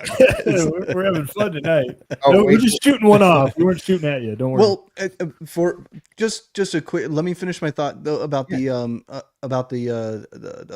bell curve meme. So, for example, it's like dumb people, quote unquote, quote dumb people, or low IQ people, or uneducated people, typically believe that God exists. And then all the brilliant, smartest people, like the real philosophers, people like, I don't know, St. Thomas Aquinas, believe that God does exist because atheism is retarded. And so then you have all the people in the middle that have been convinced by the secular communist psychos in the university system that God doesn't exist. And so it's a very peculiar thing where the smartest people believe something that the dumbest people believe. It's very, very unique phenomenon. Coincidentally, it's the same with the vaccine. Like, you've seen that meme where I ain't taking it, okay, in the middle. And then the PhDs, I ain't taking it. That's right. All you have to do, as far as the vaccine went, when I saw that Congress had given themselves an out on the mandate, I was like, yeah, I'm not taking that. You gonna take it? Well, yeah. Another example too, you know, the smartest people in the room are supposedly always liberal, but these are also the people that tell us that men can have babies too. Yeah. But that's at all levels. I mean, voters, college professors, actors, musicians all say this. And I'm like over here like social pressure. Because if you step out of line, this is why Ketanji Brown Jackson sitting in front of Congress, and they said, what is a woman? And she says, I'm not qualified to answer that question. Well, she's not a biologist. Duh. I don't care if I'm interviewing you for a job at McDonald's and you tell me you can't tell me what a woman is, I'm not going to hire you. But if she would have answered that question in any other fashion, the left would have torn her to shreds. They put her in a bad spot because there was no right answer she could have given for that question. She could have answered it honestly and said, I'm a woman. Well, that's why what is a woman is the ultimate. That's questionable too, though. The what is a woman question is like the easiest way to just completely freeze up a leftist who's confronted with the fact that, yeah, explain this to me. Yeah, I don't know what I'm supposed to say. They did get their upload for that. They now, like when you see those on the street interviews, they say anybody that identifies as a woman. That's what a woman is. But that makes no sense. But then you just say, well, what are they identifying as? I identify as a millionaire. Yeah. Or you can't use woman in the definition of, you can't use the word in the definition. Woman. You ever notice how a lot of these people that do that, these dudes that identify as women, like their biggest obsession is getting into women's bathrooms. Mm-hmm. And I used to clean bathrooms for a living back in the day, and I know which one's the dirtiest, and 9 times out of 10, and I don't understand it. I'm gonna be completely honest with you, because it ain't the men's room.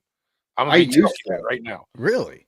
It's not the men's room. 9 times out of 10, the women's bath, like men would have nightmares on some of these women's bathrooms. Well, this is sounding very misogynist. It's also true. I bet there's women in comments that'll tell you too. Oh yeah. They want to pull out their she-ness. That's what they want to do. Yeah. That's what show it off. I saw somebody post this online. Somebody that identifies as trans, and it was basically a woman without a penis is like an angel without wings. This is the most like ridiculous. Yeah, Chopper Dave knows that I'm right. He said he's seen it. What does that even mean, though? I know. Well, if you're a woman and you don't have a penis, that means that you're not getting into heaven. No, it just means it's literally. I mean, that's the perfect endpoint of that whole belief system. Like, if you don't have a penis as a woman, then you're basically like an angel without wings. You're not even a woman if you don't have a penis. That's just you're not a woman without a penis. Okay. Or you're still an angel, but you just don't have the wings. You can't fly. This You is a can't Red fly Bull without a commercial, penis. a Red Bull commercial, isn't it? You're just not telling us. So I guess the thing that always bothered Oh. me is Who got gonged? I gonged myself for my joke. Maybe I'm taking it off course here. Go ahead, Steve. what is so essential about our buy-in on everything. About our what? Believing about it? us buying into this. Why does it matter what we think? If you don't respect my opinion, why do you care what it is? Because it's about power. Of course it is. That's the point. That's Yeah. what I was pointing out. Yeah. If you truly didn't care what we thought, you wouldn't be hammering people so hard over the head about it. Like, and we live in a society where people make jokes. People like to have fun. We make light of things. Okay. And when you identify yourself as someone who can't take a joke, you're exposing your own weakness, which they've done in spades. Oh, they'll shoot you over it. They'll tell you that too.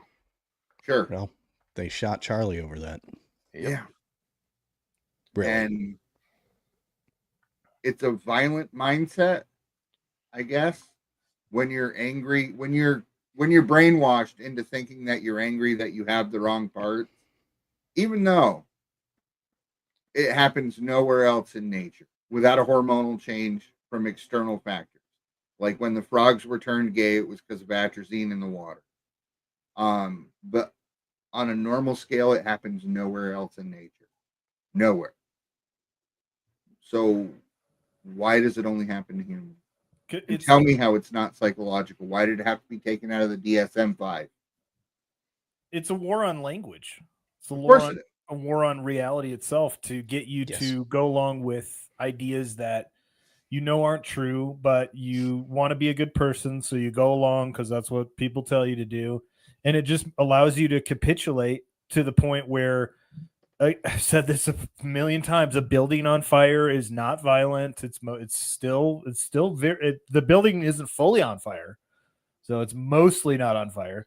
It just it creates this rule system that allows in all of this absurd ways of thinking that then leads you to where we're at, where it's perfectly normal and acceptable to wish death on people. Does anyone remember when Cher's daughter came out as trans? Chaz Bono? I don't even know who that is. That is I do. Cher. Yeah. Oh, Cher. The singer. Got you. This Cher and Sonny Bono's child, Chastity, I want to say, became Chaz. And it was literally a punchline on Saturday Night Live, all the late night talk shows. She was the ass end of every joke for 5 years. And this is before it was what you were supposed to do. Just constantly just jokes until the narrative shifted and you can't even so much as say the words Ellen Page. You just did it though. Now this video is going to get banned. Well, that's one thing why I do like X is that I don't think we're going to get banned for that one. At least we might get banned for the T word, but we'll see. Okay. That whole Ellen Page thing though, I'm just going to be real with y'all. Like, she doesn't look any different than she did when she was. She does. She looks sad. I don't know, man. I mean, like physically. She was her not an face. attractive female. She looked like kind of. Is testosterone the anti-Botox though? Because her face aged like 20 years. It's hard being a man. It's hard being. Yeah, you get those forehead wrinkles real quick. Her Her cheeks are all droopy and stuff. You guys don't know how hard we have it. I love the idea. We're going to smash the patriarchy so hard we're going to become it. Where do we follow this? I mean, they're fighting to get men into women's sports so that they can never hold sports records or win. Because overall, that's what tends to happen. Does anyone remember Fallon Fox? Mm-mm. That was the UFC fighter, right? Yeah, well, not UFC, MMA. Oh, MMA. Okay. And he like broke the girl's orbital bone and just completely. And the woman's like, it was like I was being held. She fought professionally for years. She says, I've never felt a grip like that because the bone structure is different. The muscles develop differently. Even if you go on hormones, your body develops differently. And it's.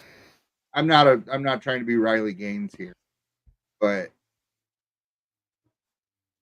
if nothing's real, you know what I mean? I think that's kind of, they want to bring us into a post-reality world. Well, they've clearly done that. Yeah. We're far into it. The way I see liberals is that they have a gun to the head of reality, and they're saying, "You're not what I want you to be. Change." It takes a while to load. I'd like to do it faster. Here, let's try it again. Change. There we go. We got it done. We got that. Could have done it Yosemite. Timing down with the soundboard. Slams your hat down. Ooh, you varmint. But yeah, it is a war on reality, and it really kind of just reminds me of there's a lecture. Maybe I brought it up before. My philosophy professor, his name's Bill Hansberger. Hopefully he's still around. Super genius guy, really changed my life, really challenged my whole epistemology and challenged my morals, and it hurt. It hurt so much when he challenged what I believed was real and true. But he has a lecture called Echoes of the Snake, and that's essentially what we're seeing right now. That's what liberalism is. Liberalism is echoes of the snake. It's Satan or the devil coming in and telling people, if you can control reality, it's just him that's stopping you from doing it. So you need to kill God, and then you can control reality. Reality can be as you want it to be, and he's trying to stop you. And those Christians, they're standing in the way too. So strap up. Everybody knows the what is it, Nietzsche quote? God is dead. There was actually a Marilyn Manson shirt I really liked because the front of it said God is dead, and the back said, and underneath it said Nietzsche, and on the back it said Nietzsche is dead, and underneath that it said God. I thought that was kind of funny. It was an inversion on the whole war on. What's that? Nine Inch Nails had that whole song, God is dead, no one cares. It's called Heresy. Yeah, Heresy. I was a big Nine Inch Nails fan in high school. Not a fan. I hear you. Still am. But essentially Nietzsche's argument though is God is dead. We have killed him. There is no good and evil, because Nietzsche knew that if you remove the foundations, the ontological foundations that morals rest upon, when you remove that, then there is no such thing as right and wrong. Nietzsche knew that, and he also predicted that the 20th century would be the bloodiest. Well, you told me this years ago, saying that if you don't believe in God, then you can't have a system of morality, or you can't be a moral person. And initially I was kind of like, but is that true? But the more I thought about it, and I've come to realize this for a while, but your point is correct in that if you don't believe in a God, an intelligent creator of the world we're in, that's the foundation of reality. If you don't believe in that fundamental truth, then anything can become true. Anything can become God, including yourself, or nobody's God, or it leads to nihilism, postmodernism, atheism, and just Yeah. so much of the issues where people are saying, oh, well, violence is okay because we're fighting other forms of violence in the form of speech. We're equating physical violence with words. We're doing all these different things that is just inverting reality to the point that if you don't have that foundational worldview and reality, then you're adrift at sea.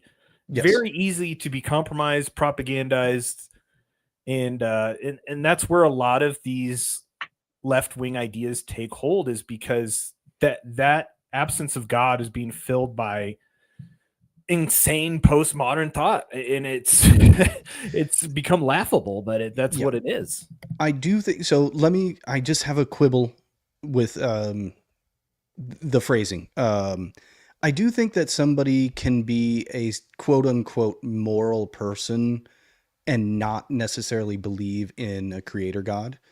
But you can't ground it.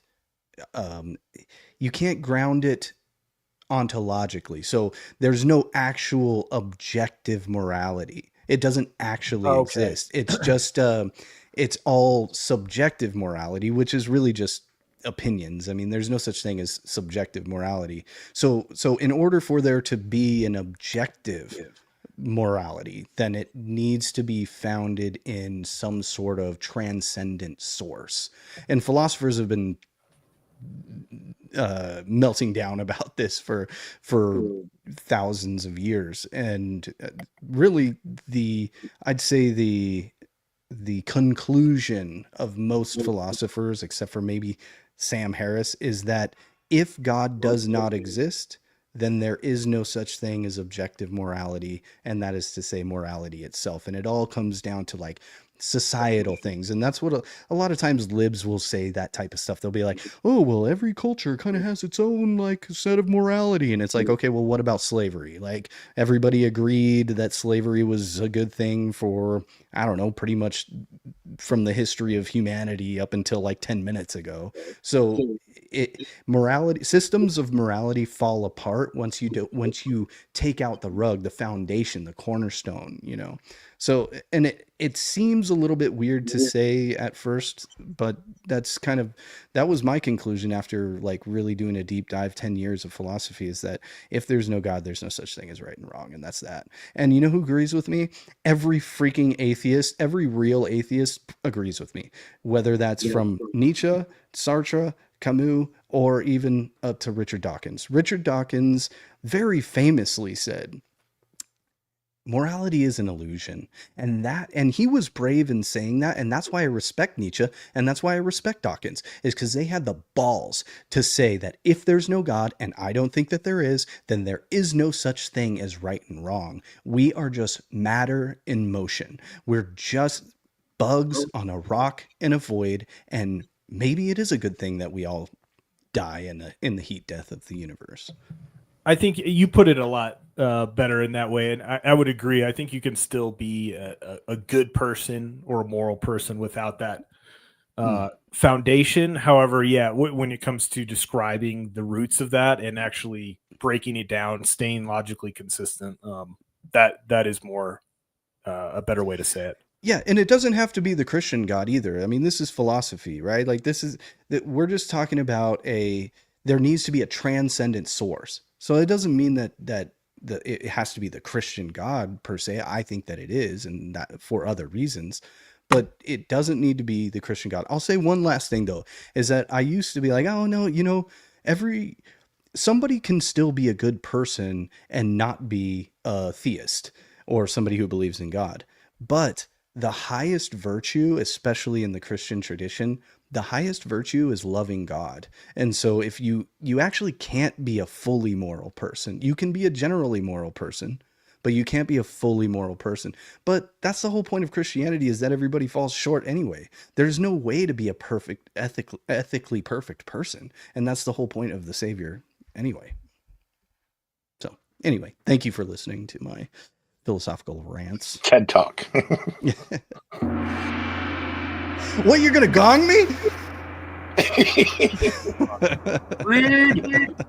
Fine, I'm out Hold of on, here. I could have given you the train whistle. Okay, at least it didn't tune down. I'll take the train whistle. Well, but that's the problem. To get it back to the left is that's why they're in such an ethical conundrum.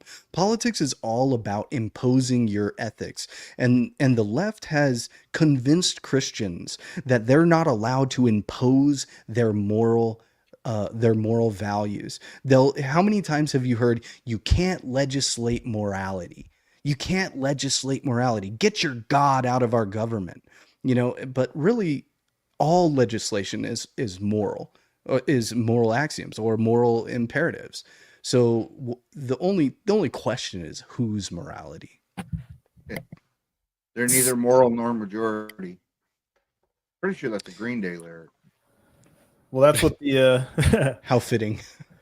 Yeah, that's what the culture war, quote unquote, is all about. Is fighting over whose morality is the most true. If you really break it down, and on these issues, some people believe it's the moral, righteous thing to do to transition children. Other people think that's horrible. And some people use objectivity to explain their position, and some people don't even know what that word means anymore.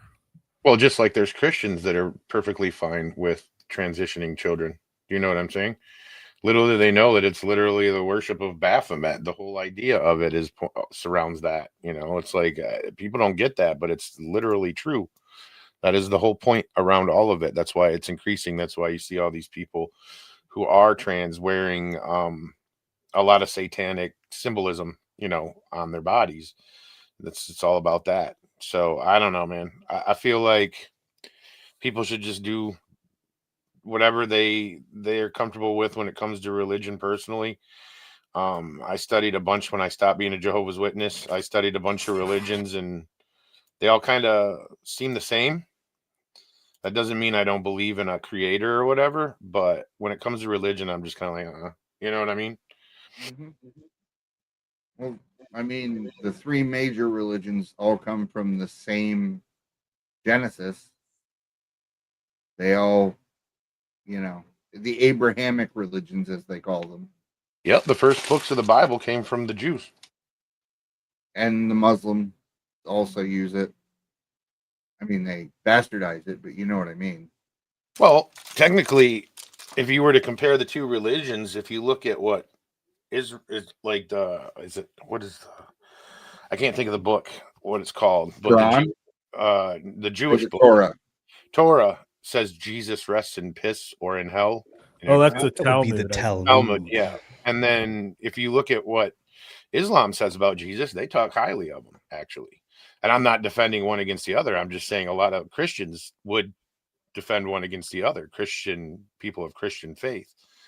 And it's like, I never understood that, but that's because the Talmud's supposed to be a secret. Right. We're not supposed to know about it. Because it's supposed to be taught only by a rabbi. So the only thing that I would say about that, what you said, Joe, is that you kind of said that a lot of like religions have a lot of similarities, right? Is that kind of what you said? So yes and no. So I'm going to use the law of non-contradiction. So if religion A says that God is personal and religion B says God is not personal, so God is not personal would be like, oh, the universe is God or something like that. It's not a personal force. It's actually just like, it's more like the Force in Star Wars. It's not like a person. So those two things can't be true at the same time and in the same sense.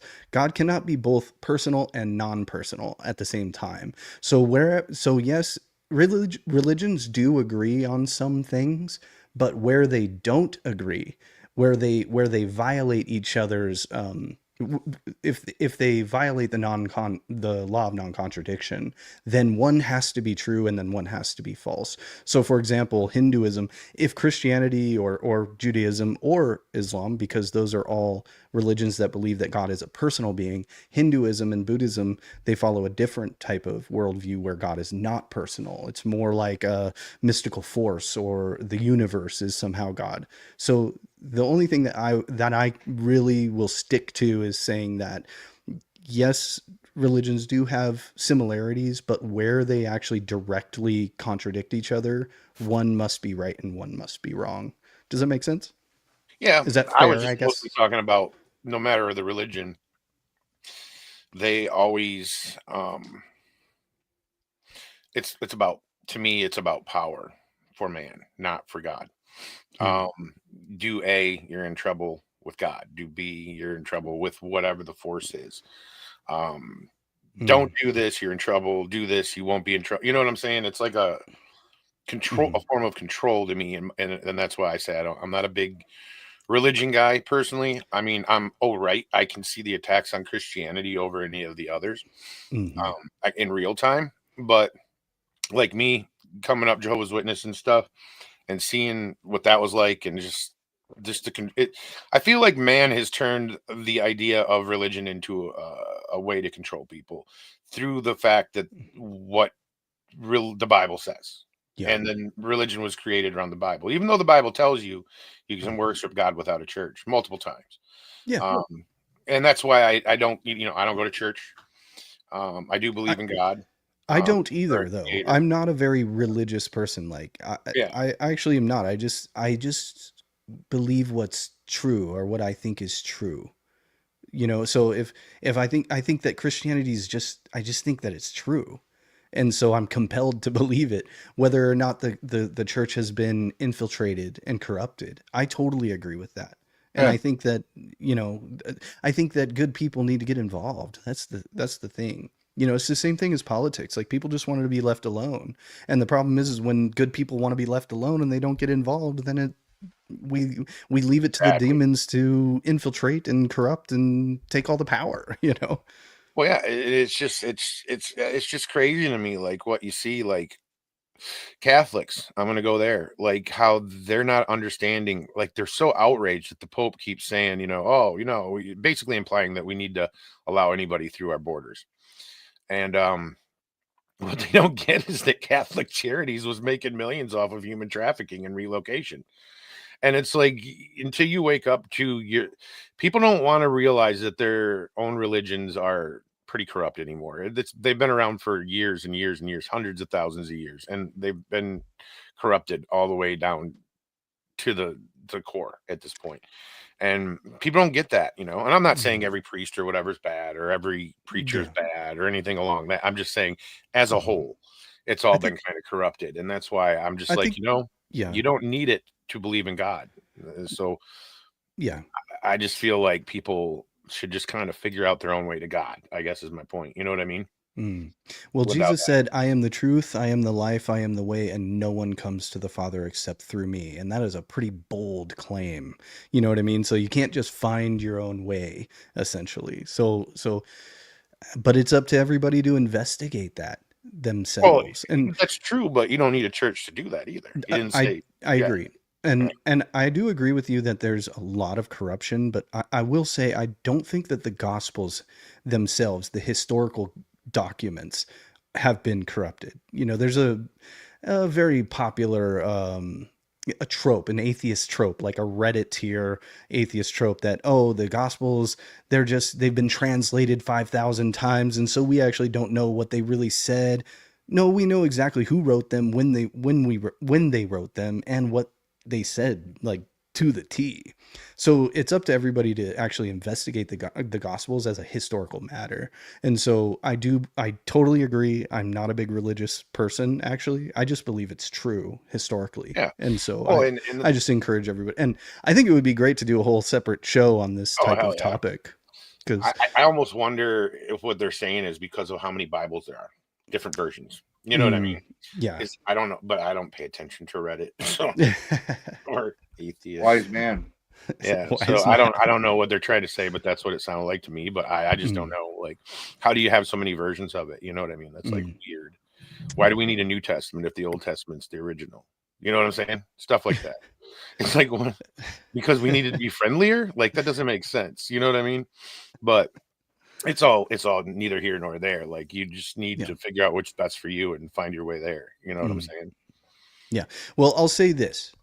either God exists or God does not exist. And I think that's a very reasonable statement.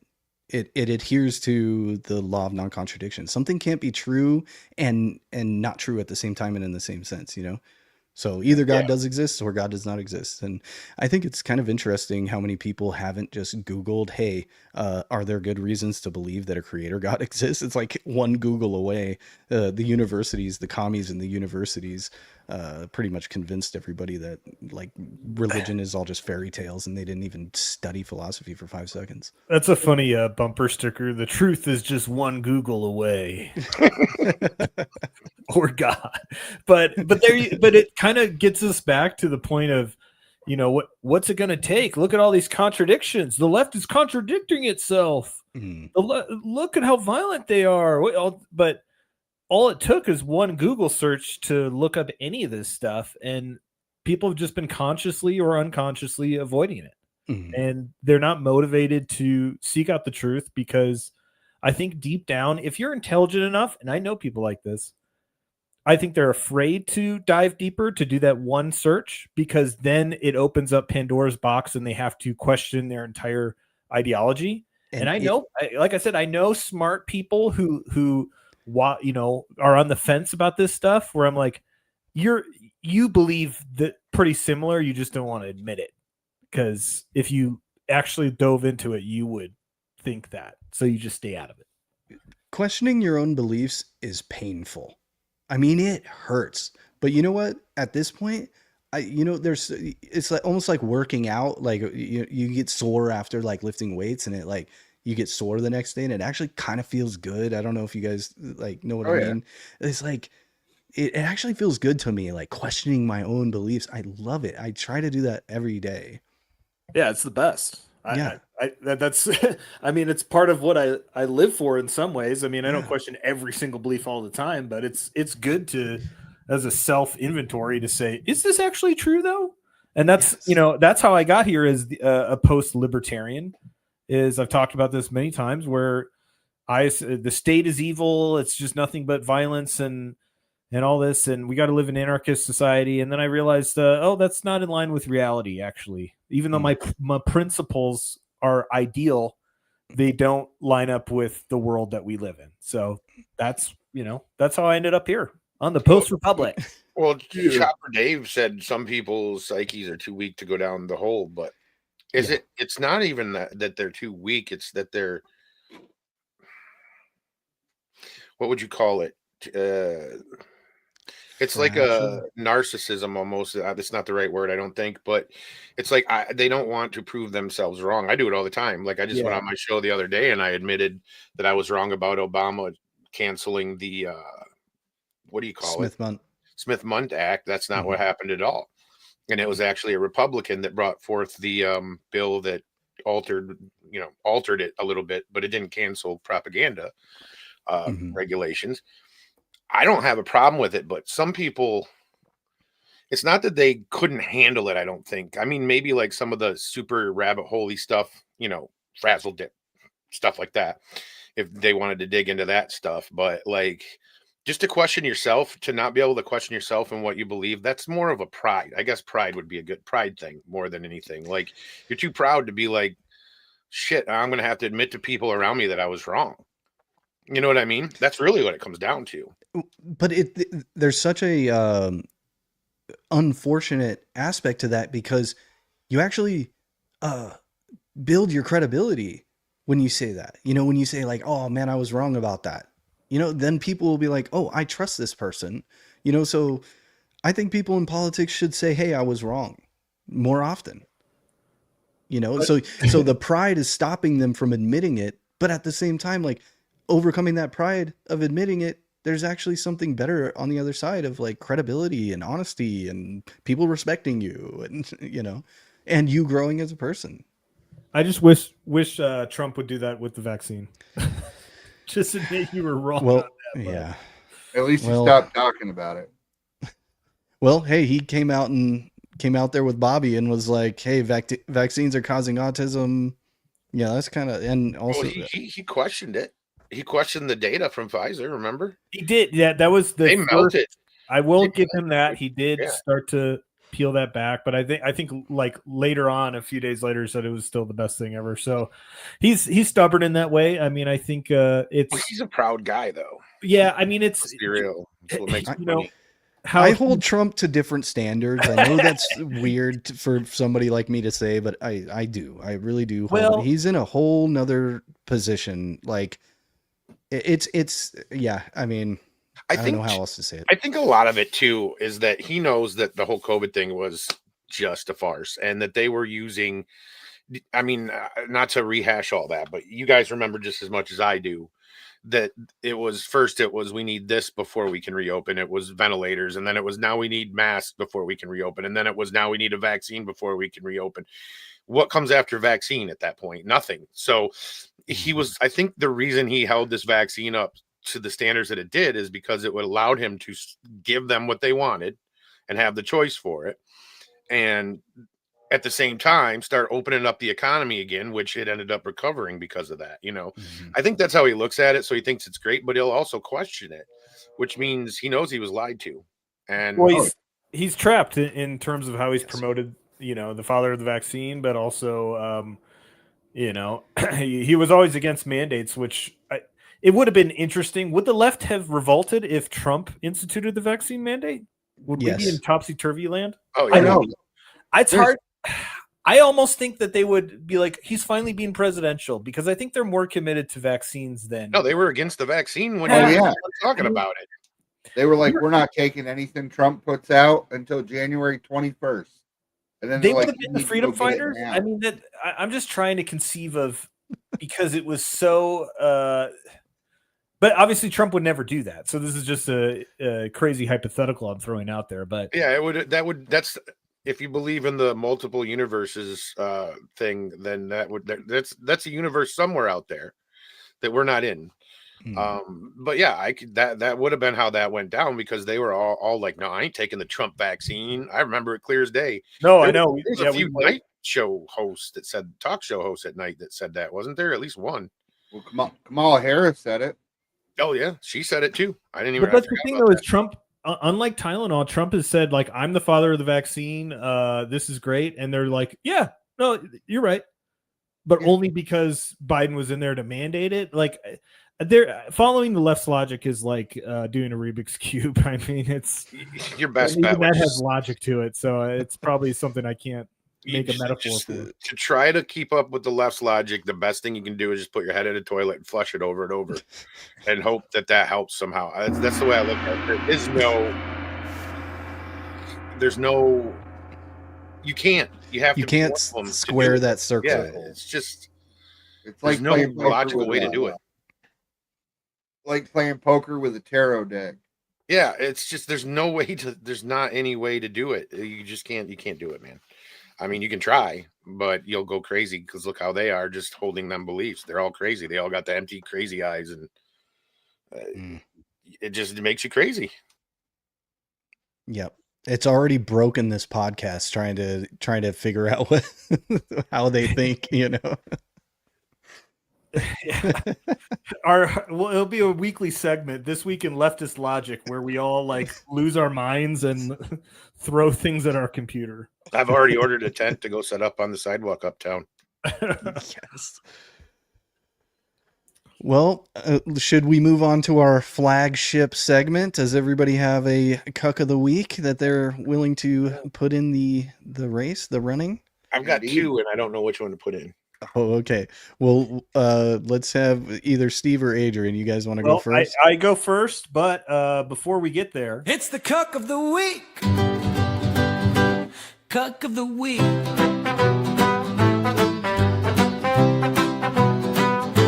Cuck of the week. Gotta love it. All right, I'll pull this up. While you're sharing your screen, I just want to remind everybody to like and subscribe. Please, we really appreciate it. If you like what we're doing, what we're talking about, if you want to, if you want to see us more, please like, subscribe, and also follow Steve. Follow Joe at Joe Alex Show. Steve, where do you want them to follow you at? Just look me up on X, Whitebread1, and then my links to everything else are right in my bio. Cool. And then Adrian is at Bing Bing Bong. Yeah, I need a new. I'll make a new account eventually. And once, Adrian Bronfman. Bromfman. Yeah, and then follow me, obviously, Liberal Detox. But yeah, all right, let's hit it. Let's hit this cuck of the week. The criminal system has had a disparate impact on black and brown communities. Let me lead with that. So when this person is committing 6 or 7 crimes, I don't know his or her story. Maybe they were abused as a child. Maybe they're hungry. So my remedy is to find their life story to see how we could help first. I have no desire to put them in jail, but I need to protect you, and that's the calibration that we have. Oh God. Was that Danny Bendejo? Who was that? That's the mayor of Seattle. Oh my gosh. That explains it, doesn't it? Yep. It does. It explains a lot. Did you see the lady that's a reporter from Seattle that was telling Trump, hey, I used to have TDS, and then I realized they were lying to us about everything. Did you see that one? Oh, I didn't see that. That's Oh, great. that was a good. I'll send it to you. She's like, now I think you're funny. Yeah. All right, You here. look prettier because I don't have TDS. Yeah. She was All right, funny. Steve, you want to go? Yep. Okay, go ahead. All right. It's a little bit of a longer one, but bear with me. Hi, can I interview you? Sure. This is the Palestinian flag mixed with the trans flag. Okay. What do you say to those who say that trans people would be killed in Palestine? I mean, I don't know about that, but I know that I'm standing here today.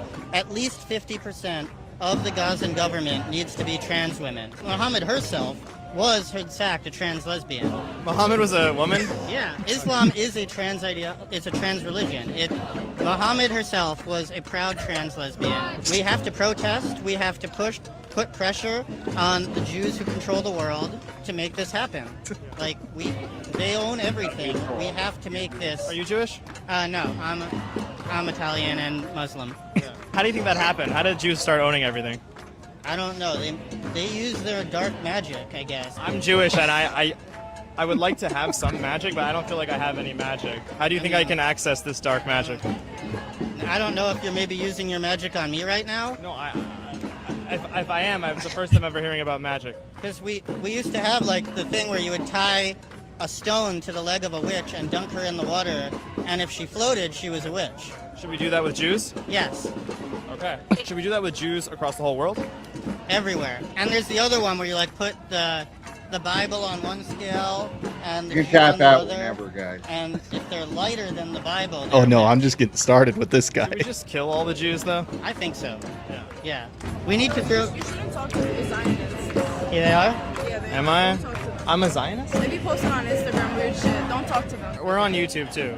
Can I look up what you do on YouTube? Like Well, what we're is? just having a conversation I mean, now. not now. I'll do it later. Yeah. Okay, so we should kill all the Jews. How should we kill all the Jews? We should throw the Jew down the well, so that my country at least can be free. Which is your country? There's no way. Well, America. Gotta be a troll. This is culture right here, jamming, Palestine. right? Oh, I know you. I know you. How you doing, sir? I'm good. Be careful. This guy's pro-Israel. He acts like he's pro-Palestine. I'll answer any question. Yeah, please show your YouTube channel to the camera. Dunking all the Jews in the world in a well seems inefficient. Just Is there a keeps faster going. way to kill all the Jews? I mean, Hitler was pretty good at it, right? yeah, he was. Okay, so we should do it similarly to the way Hitler did it. I mean, he wasn't quite fast enough, but because like they were able to end the war before he was finished. But Yeah. So like, he should have built more concentration camps. I think that, and like now that we have like all these like fast food chains with their own ovens, like Pizza Hut, McDonald's. No. Dude, this is a troll. we could He's really trolling make his ass. Fast food There's chain no way. ovens That's pretty to wild, be though. the new ovens to do this, and it would go so much faster. What do you do for work? I'm a graphic designer, and I protest. Meet Mike Kasich. Every photo of him is of him naked. FBI, I think this is. Hi, can I interview you? No, this is Yeah, that dude's a troll, bro. Throw the jewel down the well. It's from Borat. That's pretty funny though. I like him. I want to follow him. Which one? The troll guy. I don't know if he's a troll. No, I bet he's. Yeah, I bet he. I wouldn't be surprised if he works with Nate Friedman, but maybe he doesn't. Maybe he's just. Here's why I say he might not be. The woman that came up to him and it's like, don't talk to him.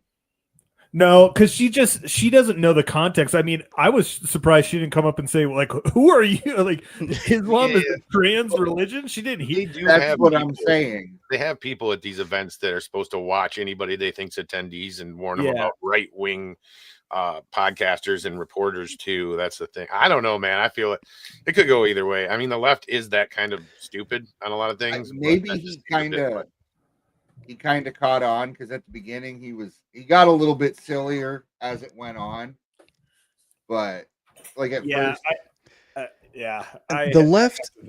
the left has broken their brains that bad though. So it really, like you said, it could go either way. But that's so wild. That's got to be it. Well, the fact that we're even questioning it does show you that it's at that level. Muhammad herself. I mean, it's great. I think he seems too smart to be this deranged. This is just my take. I think he's probably just there to troll. I wouldn't be surprised if he's an activist of some sort, just to make people look even crazier. At the end of the video, he shows his YouTube channel and they say his name. I'll look into it and I'll report back next week. Yeah, we'll get a follow up on it. Dig. All right. Who wants to go next? Joe? I don't know which one to do. They're both so cringe. What do you think? A dad who's being really cringe for his wife and daughters, or MGK? Which one do you think? MGK. MGK. Yeah. Okay. Because they're both equally as cringe in my eyes. I mean, they're obviously liberals, the dad and the wife, but it's local cringe for me. Yeah. Here we go. All right. So here's MGK. Apparently, the volume.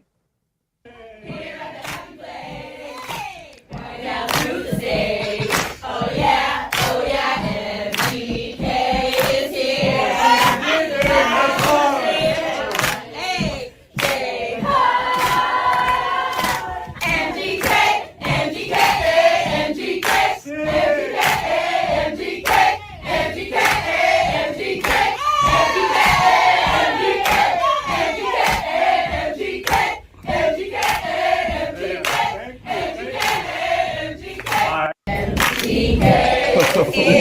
Crazy. Somebody's got an echo going on. I don't know if it's you, Steve. Yeah. Are you guys hearing that? I don't hear. I am. Okay. It might be the CIA trying to get in. We said a lot of buzzwords on this particular show. Especially the T word. Joe. I know. Train. Okay, here, I'm gonna get in there. Man.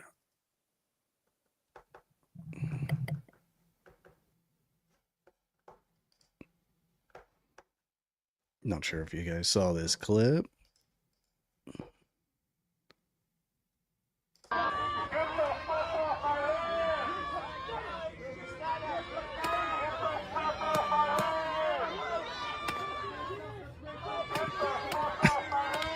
Yes.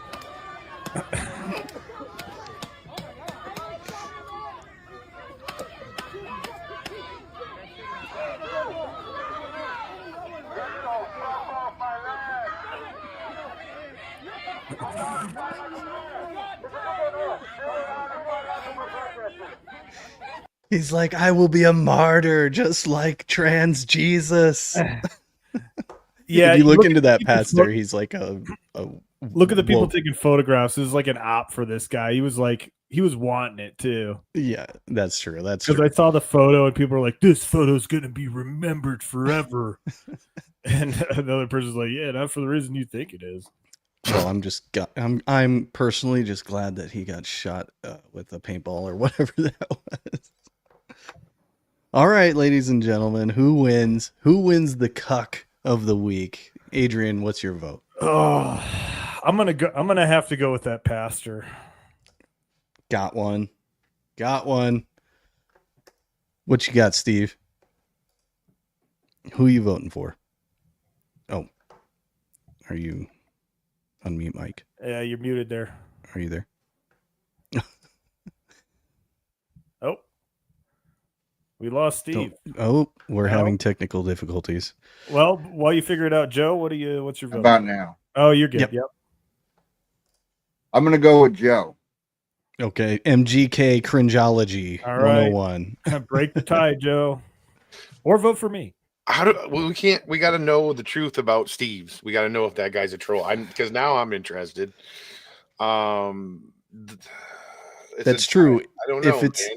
If that's not a troll, he wins cuck of the century, probably. Yeah. God. I guess we'll go with Detox.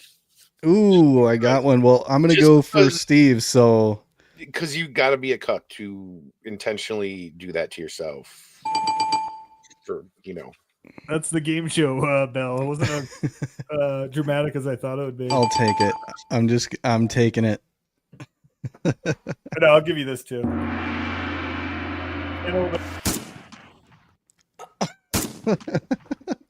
Who gave Adrian a soundboard? Hey, it's my first time. I gotta get used to it. Ladies and gentlemen, Trump 2028. That's all I gotta say. And yes, I do think we will return incrementally. We will return back to the constitutional republic from whence we once were. But for now, I mean, we're just going to have to come to terms with the fact that the United States is a global empire, and we will use that, we will wield that power in a just way, at least until the pendulum swings. Any last words, gentlemen? Godspeed. Stay safe. Stay safe out there, ladies and gentlemen. And follow all these guys. Follow Joe on X and on Rumble. Go to Rumble and follow Joe at Joe Alex Show. And follow Steve at Whitebread1. And follow me at Liberal Detox. All right. Love you guys. Please like, share, subscribe. Do all those things. You know we love you.